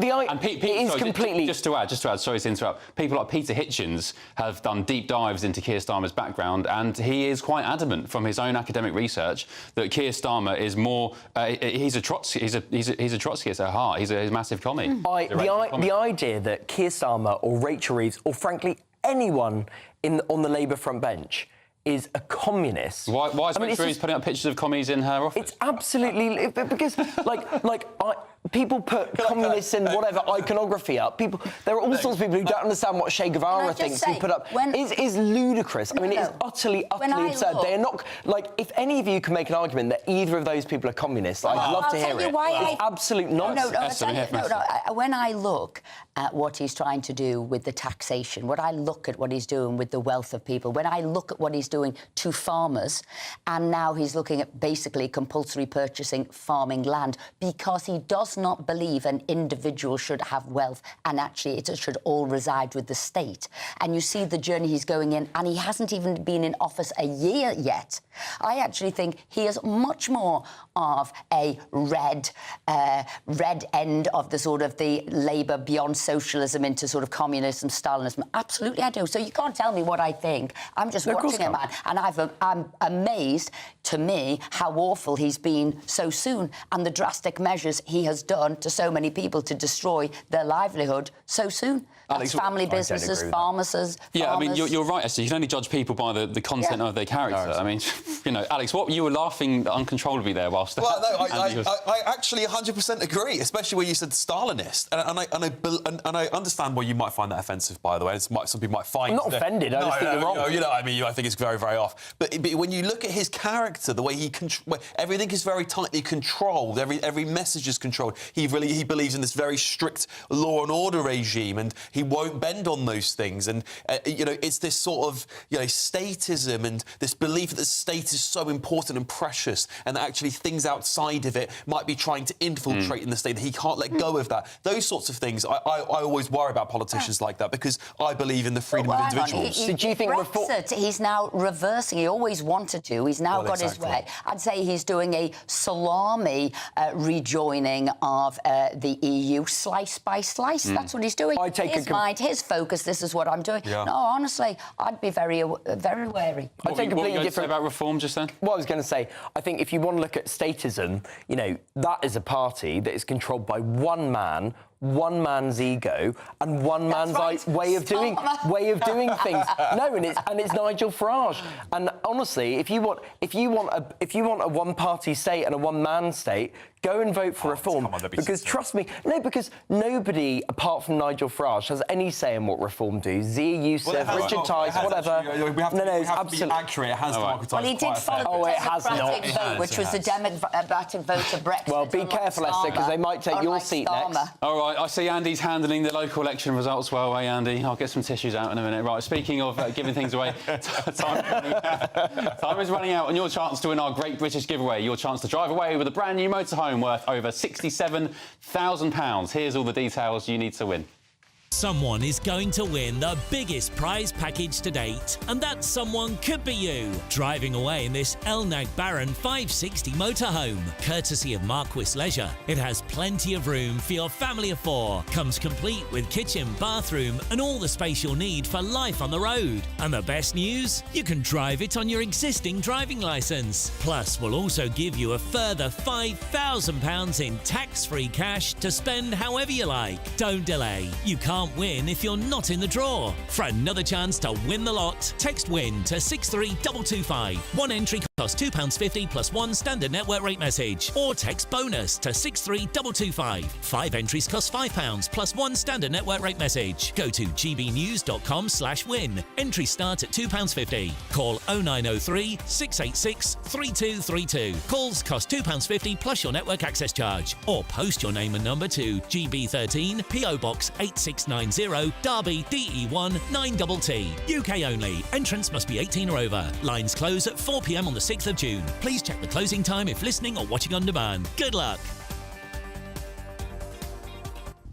Good luck to you. Coming up, I'll have the very first of tomorrow's newspaper front pages with my panel, and there are some big stories on the front pages. Shocking revelations, actually, on the front page of the Daily Telegraph. Angela Rayner has demanded a tax raid on savers. Another one?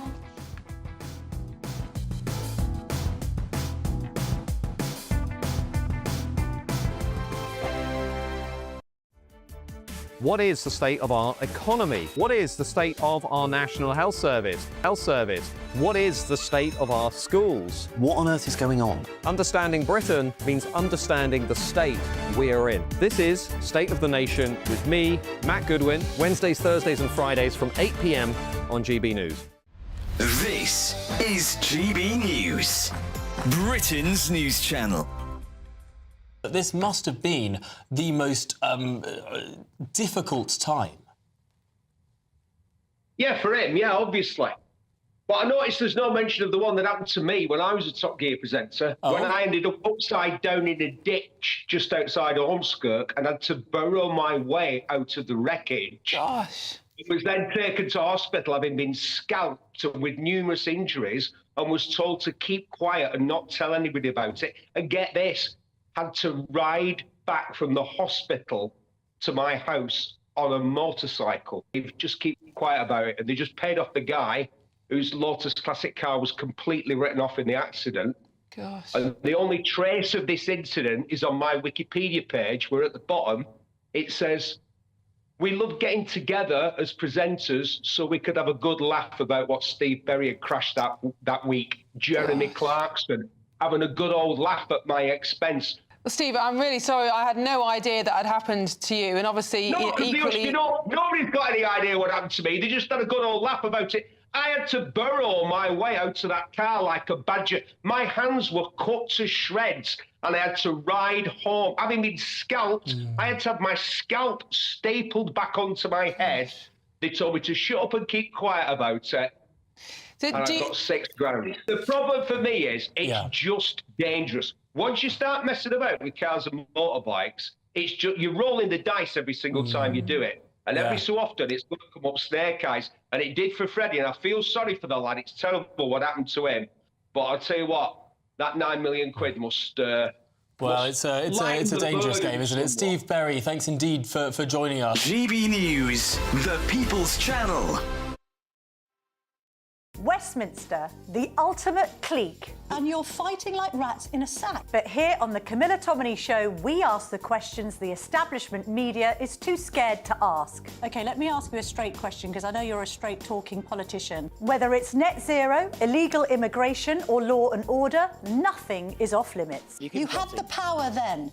Yeah, as I and say, now you've lost it. That's the Camilla Tominey Show, a politics show that's fearless. But no, let me finish my question if you don't mind, because it is my show. Sundays at 9:30, only on GB News, the People's Channel, Britain's news channel.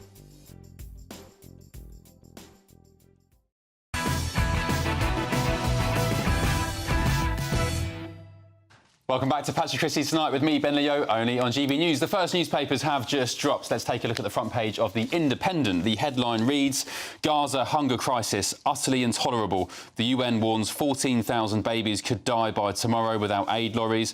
David Lammy fears a dark new phase in the war and says, end the blockade now.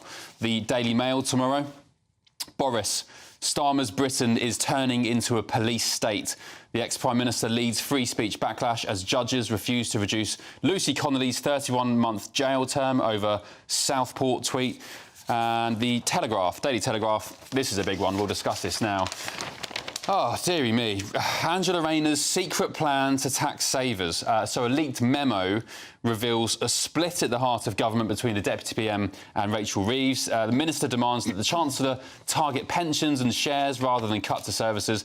Income tax and corporation levies would also be changed under an alternative proposal. Welcome back, panel. There's 8 new tax rises here proposed from Angela Rayner. I mean, talking of communists and Marxists, let me just read them to you. They're on my laptop, so apologies for looking down. The 8 tax rises include raising the bank surcharge to 5%, removing the inheritance tax relief for AIM shares, and AIM stands for Alternative Investment Market. It's a subsection of the London Stock Exchange. The third is removing the dividend allowance. The dividend allowance is the amount of dividends someone can earn tax-free each year. Number 4 is freezing the additional rate of income tax threshold. 5, increase the annual tax on envelopes dwellings. 6, close the commercial property stamp duty loophole. That's where commercial companies, who by default all have to pay stamp duty, but they can get around it by being based offshore, basically. 7, raise rates on dividend taxes closer to income tax. And 8, reinstate a pension lifetime allowance. Esther McVeigh, your thoughts here? I mean, I didn't think there were any more taxes for Labour to hike up, but... Absolute disaster. You can't keep squeezing people who've got some money, whether they've saved it, whether they've earned it, whether it's a family business, I don't know, a land they've got. This is a disaster. We know last year alone, what was it, 11,000 millionaires left the country, one every 45 minutes. And 9 billionaires. Yeah, I was going to say, I think it might be 12 now. But anyway, that many. So that's wealth from this country. That's jobs, that's wealth. This is diminishing returns. And I'm afraid, typical Labour, they don't know how to create wealth, grow the economy. They wouldn't know how to grow a plant. They cannot grow anything, right? All they do is keep squeezing, and this is an absolute disaster. So when I said a Stalinist government, you've got on this front page here, Angela Rayner going bonkers, stealing wealth off everybody. And the front page of the Mail, Boris Starmer's Britain is turning into a police state. Just to sorry, Alex, before we start, just to clarify, I mean, in part defence of the government, this was a secret document which was... It shows her thoughts. Her thoughts, yeah. It was tabled just before the spring statement, so Rachel Reeves could have acted on it, she saw it and didn't. But that's not to say it's still in the pipeline. Rachel Reeves has crashed the economy so badly, and her wriggle room in the spring, she's lost that as well. They're desperately looking for money everywhere. Well, hang on. Fastest growing economy in the G7. We'll see. True. That's true now. True today. Fine. This is a party, right? Let's not forget, general election wasn't even a year ago, that paraded themselves around before the election going, we don't want to raise taxes, we are the party of growth, we are the sort of Blairism 2.0. This just proves that behind the scenes they didn't give a damn about those pledges to the public. The only thing that's growing is the tax bill. Well, exactly. No, come on. That's True. Come on. This is ridiculous. Unemployment's gone up again. I know. Absolute madness. OK, Andy? So 2 things, and then... But I'm basically going to agree with you, but I'm just going to say 2 other things first. You just need to stop there. Number 1, we've just signed 3 really important trade deals with the US, with India and with the EU. All of those are going to, in the long term, and then it's not going to make a difference tomorrow to people's pay packets, but in the long term, they are going to create better conditions for business and for individuals in this country. What I would say is I don't agree with the vast majority of the tax rises that Labour have introduced so far. I've said a number of times on this channel that I think the national insurance increase was a disaster. Believe it or not, I am not a left-wing Labour Party apologist. I think you're not commie. No, come on now. There is a good reason why I don't think Angela Rayner would be a good leader of the Labour Party. She's scratching on the doors of Number 10, isn't she, Andy? She's waiting, she's knocking on those doors. Hang on. She can't wait to take over from Keir Starmer, can she? There's a good reason why she's in the cabinet, which is she's an elected deputy leader of the Labour Party. That's how. No, she can't be sacked. She's the only person who can't be sacked because that's how the Labour Party works.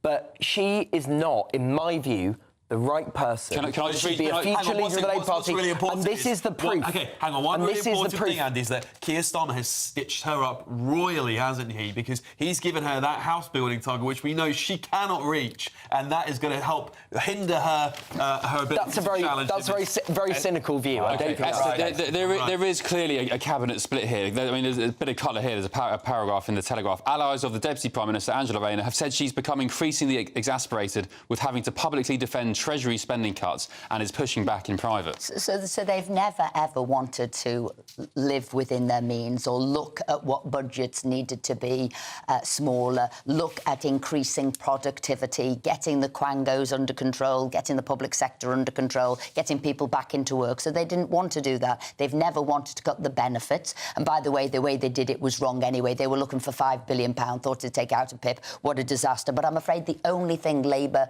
know what to do is take money off people. I'm afraid it isn't a party that can grow and develop a country. And as for the deals, look, Starmer's never done a good deal. Let's think of Chagos, let's think what he did with the unions and the public sector. So you don't know how good, bad or indifferent the American deal is. The Indian deal I don't think's good whatsoever because it's bringing Indian workers over and not having to pay for the disaster. And the European deal, I would have bet on that as a disaster. Yeah, look what he's just done with Brexit. Andy, last word to you. You're patiently sitting with your hand up. See my hand up off there. No, I mean, I really think you're talking about a different Labour Party, Esther, which is Angela Rayner's Labour Party. Now, I am not... this is what's happening now. No, it's not. Reid No, it's not. And Starmer. No, it's not. Yes, it is. No, it's not. These supposed tax rises, this secret plan, is not something that's coming into force, right? These are suggestions, these are ideas. I think they're wrong. I think they'd be anti-business, and I think a Labour Party that wins and a Labour Party that can be popular is one that rejects every single one of these ideas. That £25 billion national insurance contribution increase for employers actually is killing off... Which I disagree with. You took the words right out of my mouth. Thank you very much. Appreciate it. Right, coming up, more of tomorrow's newspaper front pages, hot off the press, and some breaking news on The Guardian. Those e-gates, which I've said last night, I've never had a problem with, and I know no human being in existence who's ever had a problem with them.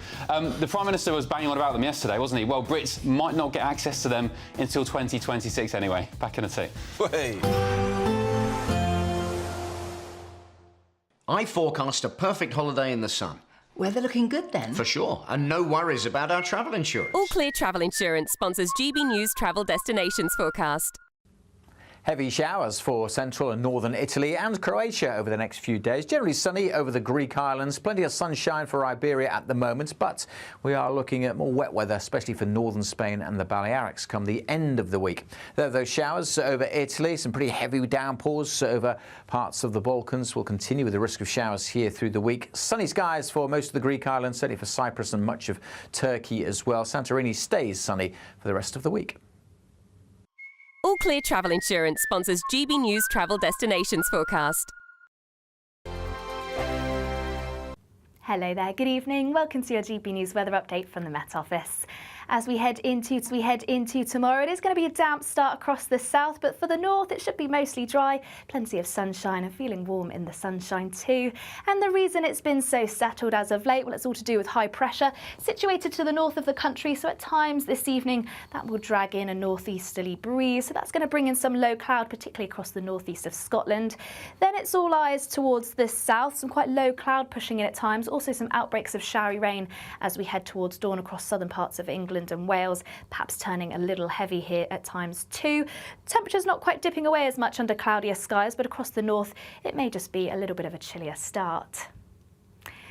So yes, a damp start for many southern areas as we head into tomorrow. The odd heavier outbreak of rain and quite cloudy and murky across parts of the southeast too. But Northern Ireland, northern parts of England, it should be mostly dry and bright. That's away from the east though. Still some lingering low cloud here for the best part of the morning, particularly across the northeast of Scotland, where it may linger for a while before eventually breaking up as we head into the afternoon. And across northern areas, it should stay largely dry and bright. Plenty of sunshine here, but across this south, cloud and outbreaks of rain eventually easing through the morning as it sinks its way southwards, but still a chance of some showers bubbling up into the afternoon. Once again, the odd one could be heavy at times, but where we see the brighter spells, where we see the sunshine, it is still warm, highs reaching around 22 degrees Celsius.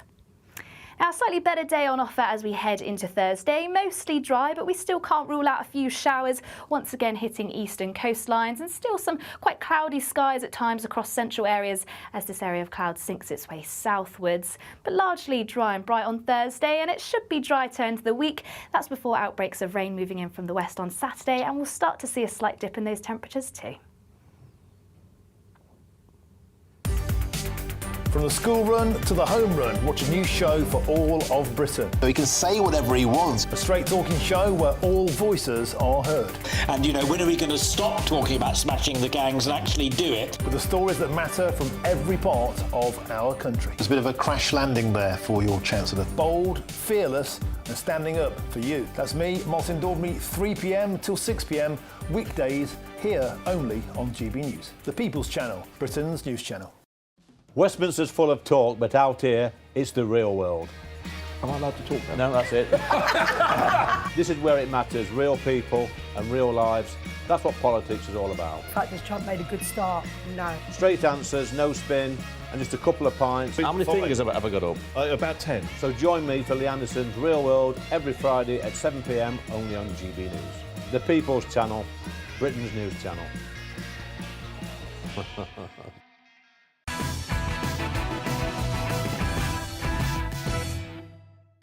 Welcome back to Patrick Christys tonight with me, Ben Leo. More front pages have just dropped. Let's take a look at the Metro front page. Sewage crime probe hits record 81. So water firms are facing a record 81 criminal investigations into sewage spills and other law breaches. Good, I say. As a man of the coast, good. Clean up our waterways. The Guardian. Israel's Gaza rhetoric repellent and monstrous, says David Lammy. And the Sun front page, sorry. Brace yourselves. Barking mad. Big exclusive from the Sun.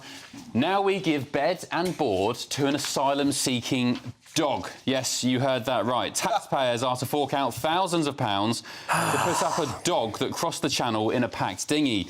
The German Shepherd made the perilous trip with its illegal immigrant owner, and the fiasco is believed to be the first time a canine has been picked up in this way. It was taken ashore at Dover and sent to quarantine, where it will stay for at least 4 months, while its owner is believed to be in a migrant hotel. It's going to cost taxpayers thousands and thousands of pounds. He came over, Esther McVeigh, last week among 1,183 human arrivals. I mean, what, 1,100, nearly 1,200 humans. Do you know what I liked in here, though? Discussions were underway about adopting the hound, whose breed is easily trained into an official border force dog. So we'll get the dog working before anybody else. Might do a better job than the French. Oh, come on. We've got a job for him. He's going to be working. Tell you what, he'll do a better job than the current Home Secretary, that's for sure. So I did like that. I did see there was salvation there for this. Do you remember Penn Farthing, who was the guy who got a load of animals out of Afghanistan? Yeah, and he was feted as a hero. Let's relitigate that. Like, every single human who didn't get out of Afghanistan at the expense of an animal, I think absolutely not. You know, I don't think that was ever materialised as being true, though, that the saving those animals was at the expense of humans. But surely the effort and surely the transportation in terms of getting people out, that there must have been an opportunity cost there. And I just think when you're looking at getting dogs and cats out of anywhere, enough's enough. What's an illegal boat migrant doing with a pet anyway? I mean, I thought they're... Well, I agree with that. I thought they're living It's just so bonkers, isn't it, really? I think this headline really just shows where we're at as a country when it comes to our borders being totally porous, that we're now talking about spending thousands of taxpayer pounds on a dog that's come over on a boat that shouldn't have been here with a man that shouldn't be here. What it shows is people are too obsessed with dogs, that's what it shows. Well, I don't. Get over it. We're just a complete nonsense banana republic country level. We are. It just shows we shouldn't be giving priority to German shepherds. Have you got any pets, Esther? Don't discriminate. No. No pets? OK. Let's look at the front page of the Daily Mail. I mean, that is a barking mad story. The front page of the Daily Mail, Boris Johnson, Starmer's Britain is turning into a police state. We've talked about Lucy Connolly so far this show, but just... briefly, Esther McVeigh, I heard whispers that... And I've actually noticed, I've been conscious of the fact that Boris Johnson has been very prominent in the media recently. He's been speaking to GBNews, of course. He's been doing other bits and bobs. And there was whispers today, Esther, that he was making or plotting to come back and save the Tory party from the depths of hell and spark a big revival. Have you heard anything like that? No, I haven't. But what I would say, look, there's a place in the party for Boris, but I would have thought that would be doing events, you know, rallying the troops, doing events or something like that, but not as in a frontline sort of shadow cabinet member, because he's got to find a seat as an MP first. So I don't see that, and I don't see him wanting to do it. He's making a few bob now, enjoying himself. But yes, I think he could rally the troops and hold events. Well, Esther, talking of seats, campaigning. Tim Montgomery, who, of course, the former Tory, now Reform, he went on a big radio show today and said that he'd been told by Tory MPs that Boris was looking for a safe seat, and apparently the powers that be were scrambling around to find a seat for him, a safe seat. I just can't see this happening. Well, I genuinely can't. And as Tim Montgomery's now a Reform. Well, indeed. Troublemaker. Rubbish into your ear. Well, I think if Boris came back into the Conservative Party, it would be another nail in the coffin of the party. He's toxic, unfortunately. I mean, when people actually have... I mean, I know there's a lot of people who love Boris Johnson. I very, very excitedly put my cross in the box to vote for Boris way back when. However, when you look at his track record, high taxes, mass migration of illegal and legal people, net zero, he has completely done everything people criticise Keir Starmer of. I mean, so I can't, you know, no actual Conservative can sit there and say they want Boris Johnson back. I think things have moved on, if I'm being honest. Everything's moved on. I'd sum it up in one sentence: irrelevant, desperate narcissist, struggling to regain relevance. That's not nice way to talk about Alex. Sorry. Yeah. We'll leave it there. Right. We look at the front page. On the way. The front page of The Guardian very quickly. I'm actually quite sick of talking about e-gates. And do you know what? I'm not some snowflake who gets offended about things very often. But when the government yesterday was tweeting out pictures of holidays and beaches and saying, you're going to have 10 minutes quicker queue times at airports, I was just thinking, come on. Can you imagine people struggling to pay their energy bills? Their council tax just gone up when Keir Starmer said it wouldn't. Everything's going through the roof. You're struggling to keep your head above water. And the government is banging on about you saving 10 minutes at the e-gates at passport control, something that I've never experienced. I don't think it even exists. I think it's a fake problem. But anyway, the story on the front page of The Guardian, you can see it here on screen, is that this access to e-gates in the EU that everyone's absolutely frothing about won't come into force until 2026 anyway. I think this is a really frustrating example of the government doing terrible comms, because actually there was a load of stuff in this deal with the EU that was struck yesterday that was really good, particularly around trade. You know, if you ask a small or medium-sized business owner, has Brexit been good for my business, every single one of them would say no.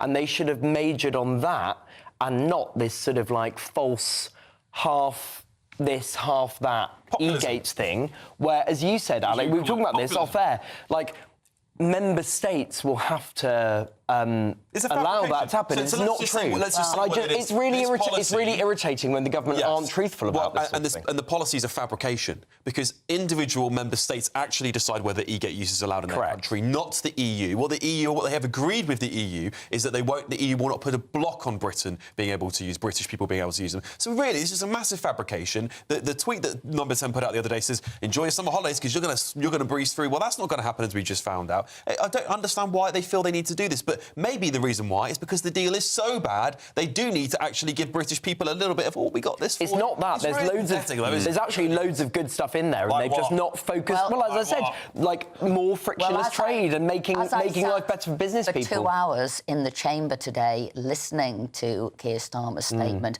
I have to say he didn't have all the facts that people want to know. He couldn't tell you how much money we're now going to be paying to the EU, whether that was for the agri deal, whether that was for the fishing deal. He didn't actually say sort of what laws we've taken over, the alignment, dynamic alignment, or the cap. Now, and my big thing is, as former Secretary of State for Work and Pensions, the Youth Mobility Scheme. Right. So the UK has a lower unemployment rate than most of Europe. So France, it's higher, Spain, it's higher, Portugal, it's higher.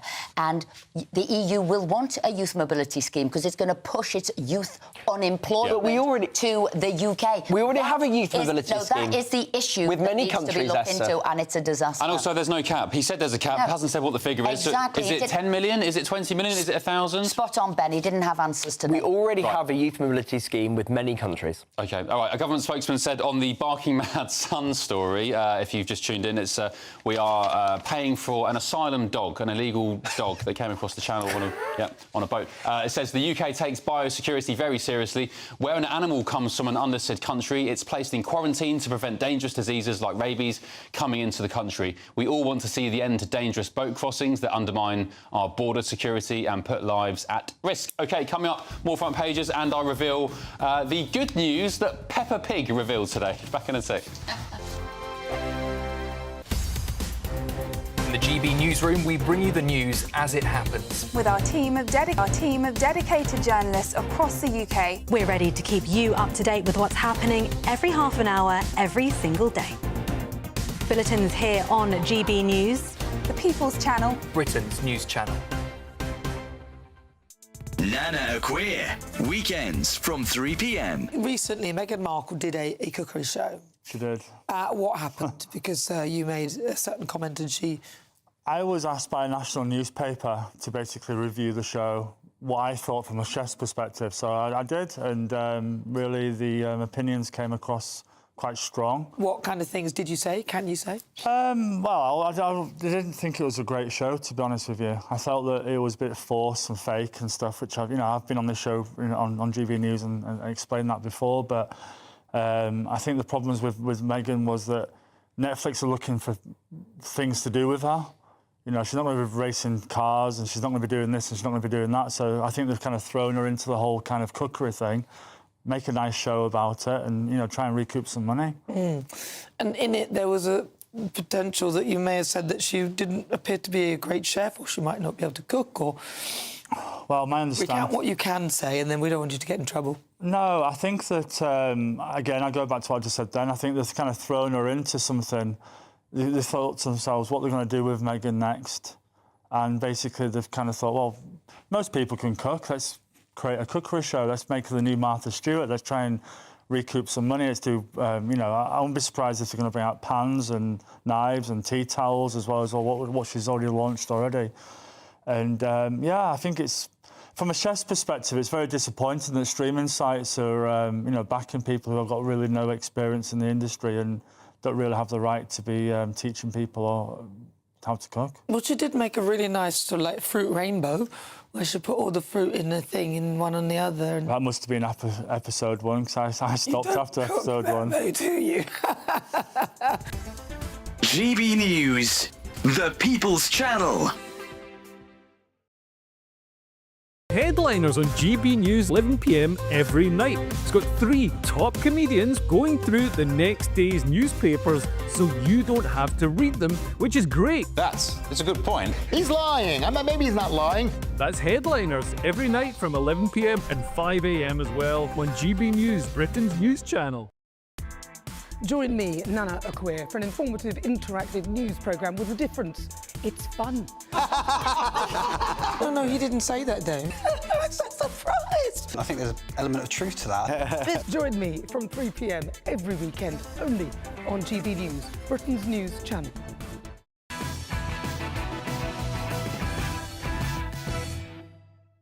Welcome back to Patrick Christys Tonight with me, Ben Leo. 2 more front pages have just dropped. Let's take a look, starting with the Daily Express. Pensioners hit by triple whammy savings blow. 1 million pensioners face unprecedented tax demands after being caught in a trap of frozen thresholds. That's according to bombshell new figures. And the Eye, Britain accuses Israel of cruel and monstrous extremism in siege of Gaza. Did you see PMQs today? Our very own Esther McVeigh. She asked a question to the Chancellor, Rachel Reeves. Let's take a look. If the cost of something is put up, then we'll see less of it. It's the reason that governments over many years have put taxes on things like smoking. Does she accept this principle also applies to employing people? And the more expensive this government makes employing people with its jobs tax, increasing nick for employers, the less we will see of it. Well, I think a really good example of that is the Conservative Party. The cost of the Conservative Party went up and the number of MPs shrunk. Esther, you tweeted that clip today and you said it was embarrassing? Yeah, absolutely embarrassing. Yeah. I mean, the fundamental question there is put something up, a basic economic principle, you see less of it. And we are seeing this government put more and more tax on jobs. Therefore, you will see less employment and less jobs. And obviously, she knew the principle was right. She was embarrassed, and then she made some naff joke that absolutely fell flat on the floor of the House, didn't know what to say, because she's right. And this is what's happening. Tax, jobs, you will see less of it, basic economic principle, and that's what we're seeing, unemployment going up. And did you see Sir Keir Starmer today, Alex, apologising for his comments last week? Who was it, Esther? Just remind me. He's made the barb to. He said you It was Plaid Cymru, wasn't it? Yes, it was Plaid Cymru MP, yes. Liz Saville from Plaid Cymru. Liz Saville Roberts, yeah. Yeah, Keir Starmer got up today and said, look, sorry for what I said last week. Was that noble of him? Well, he shouldn't have said it in the first place. I don't believe he would have said it to a male MP, if I'm being quite honest with you. He has these sorts of spats with Nigel Farage and doesn't call Nigel Farage those sorts of things. So, yeah, quite right. He deserved to apologise. I'm glad he did. Yeah, I think that was really poor, actually. Right thing to do. To be fair, I don't know if he has got an attitude with women. I'm not sure, but he's deeply rude and condescending every week to Kemi as well. Even when she points something out, he's banged to rights, and he is deeply condescending, and that's been raised a lot now, how he speaks to women. He didn't know what a woman was, what he was like to his own member. Esther, can I ask a question? We had the trade unionist Steve Headley on earlier. I pretty much kicked him off the show because A, he got the date of October the 7th wrong, B, he told Angela Epstein pretty much to shut up, and then he himself wouldn't shut up, even though I'd made it clear we were running out of time. Have the left got a woman problem? I think, well, the fact that they couldn't even say what a woman was says to me they do have a woman problem, and I think, it seems that way. Andy, what do you make of that? I think the hard left have a woman problem, and I think the hard left have shown over a long period of time that they think they have a monopoly on ideas. Yeah. I don't think Keir Starmer fits into that. I think he's taking on Kemi Badenoch on the strength, or I would say weakness, of her arguments. But what I would say is that his response to Liz Saville Roberts last week, I think, was really poor. Yeah. Yeah, it's I get the feeling Keir Starmer, since the local elections, has deliberately made an attempt to appear more sort of tough and brash, and I'm not sure it's inauthentic. I agree with that, and I actually think his lack of authenticity is a massive problem, and I would really encourage the Labour government to lean into the fact that they have a massive majority, they have 4 years to go, and they have huge problems that they could resolve with that majority, and they need the confidence to do it. As well, bullied her out of the party over knowing what a woman was. Yes, the left and Starmer has a problem with women. All right, before we go tonight, some sad news. The former MEP and journalist, and indeed friend of GB News, Patrick O'Flynn, there he is on your screen now. He's unfortunately died at the age of 59. That's no age, is it?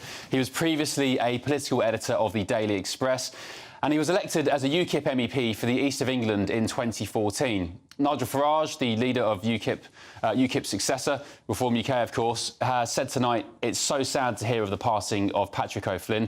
Paddy was a great journalist, a great thinker, a great patriot, and a titan of our joint cause. Thank you, Paddy. He was a parliamentary lobby journalist, Patrick O'Flynn, for more than 20 years, and before the Daily Express, he worked for the Birmingham Post newspaper and, indeed, the Sunday Express. So our thoughts are with friends and family of Patrick O'Flynn tonight. We'll miss him deeply on this channel, and I'm sure lots of you who appreciate him at home will share that sentiment. Right, coming up next, it's Headliners presented by Josh Howie. Josh, what's in store tonight? Well, of course, all of tomorrow's newspapers, we're going to see a bit of BBC impartiality as I talk about Labour's betrayal of our ally Israel. We also have Boris Johnson coming out for Lucy Connolly, but is it self-interest? And it turns out the one place where they haven't seemed to implemented the Supreme Court's decision about where you go to the toilet as a woman is the House of Lords. See you in a couple of minutes. Great stuff. Thanks, Josh. Thank you, viewers at home, for your company the past 2 nights. Alex is with you tomorrow, you lucky so-and-sos. Thank you, panel, Esther, Alex and Andy. Good night from me. See you on Friday. Here's Headliners.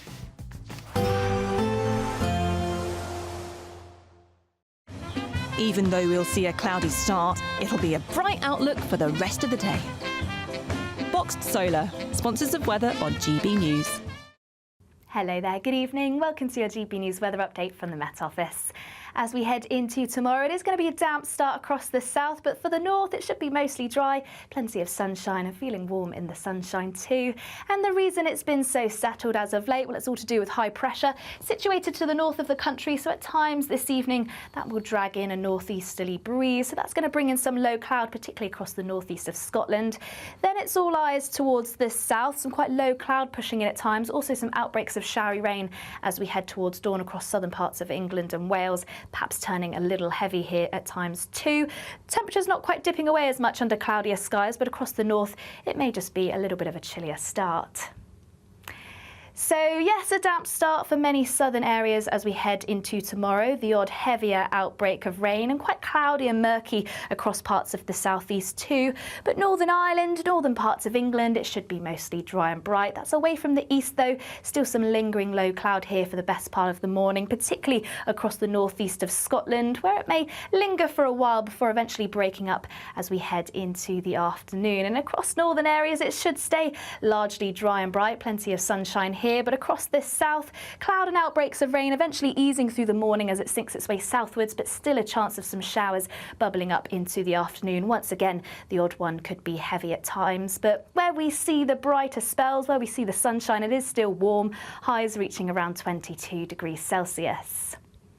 Now, a slightly better day on offer as we head into Thursday. Mostly dry, but we still can't rule out a few showers, once again hitting eastern coastlines, and still some quite cloudy skies at times across central areas as this area of cloud sinks its way southwards. But largely dry and bright on Thursday, and it should be dry to end the week. That's before outbreaks of rain moving in from the west on Saturday, and we'll start to see a slight dip in those temperatures too. Even though we'll see a cloudy start, it'll be a bright outlook for the rest of the day.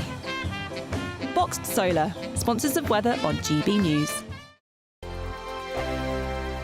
Someone is going to win the biggest prize package to date, and that someone could be you. Driving away in this Elnag Baron 560 motorhome. It has plenty of room for your family of 4. Comes complete with kitchen, bathroom, and all the space you'll need for life on the road. Plus, we'll also give you a further £5,000 in tax-free cash to spend however you like. For another chance to win the lot, text WIN to 63225. One entry costs £2.50 plus one standard network rate message, or text BONUS to 63225. 5 entries cost £5 plus one standard network rate message. Go to gbnews.com/win. Entries start at £2.50. Call 0903 686 3232. Calls cost £2.50 plus your network access charge. Or post your name and number to GB13 PO Box 8690 Derby DE1 9TT. UK only. Entrance must be 18 or over. Lines close at 4 p.m. on the 6th of June. Please check the closing time if listening or watching on demand. Good luck. Hi, I'm Michelle Dewberry, and my show is your opportunity to cut through all the noise and dive in headfirst to some robust debates. Ideas clash. Situation, isn't it? Because the failure is... You're deliberately avoiding my point. Nothing's held back. And if you think this is the end of it, wait for more. And we do not shy away from the difficult stuff. Sometimes I want to shake people and say, if only you understood. So join me on Jubes & Co. weeknights at 6 p.m, only on GB News, Britain's news channel. In the GB newsroom, we bring you the news as it happens. With our team of dedicated journalists across the UK. We're ready to keep you up to date with what's happening every half an hour, every single day. Bulletins here on GB News. The People's Channel. Britain's news channel. From the school run to the home run, watch a new show for all of Britain. So he can say whatever he wants. A straight talking show where all voices are heard. And, you know, when are we going to stop talking about smashing the gangs and actually do it? With the stories that matter from every part of our country. There's a bit of a crash landing there for your Chancellor. Bold, fearless and standing up for you. That's me, Martin Daubney, 3 p.m. till 6 p.m. weekdays, here only on GB News. The People's Channel, Britain's news channel. Headliners on GB News 11 p.m. every night. It's got 3 top comedians going through the next day's newspapers so you don't have to read them, which is great. That's a good point. He's lying.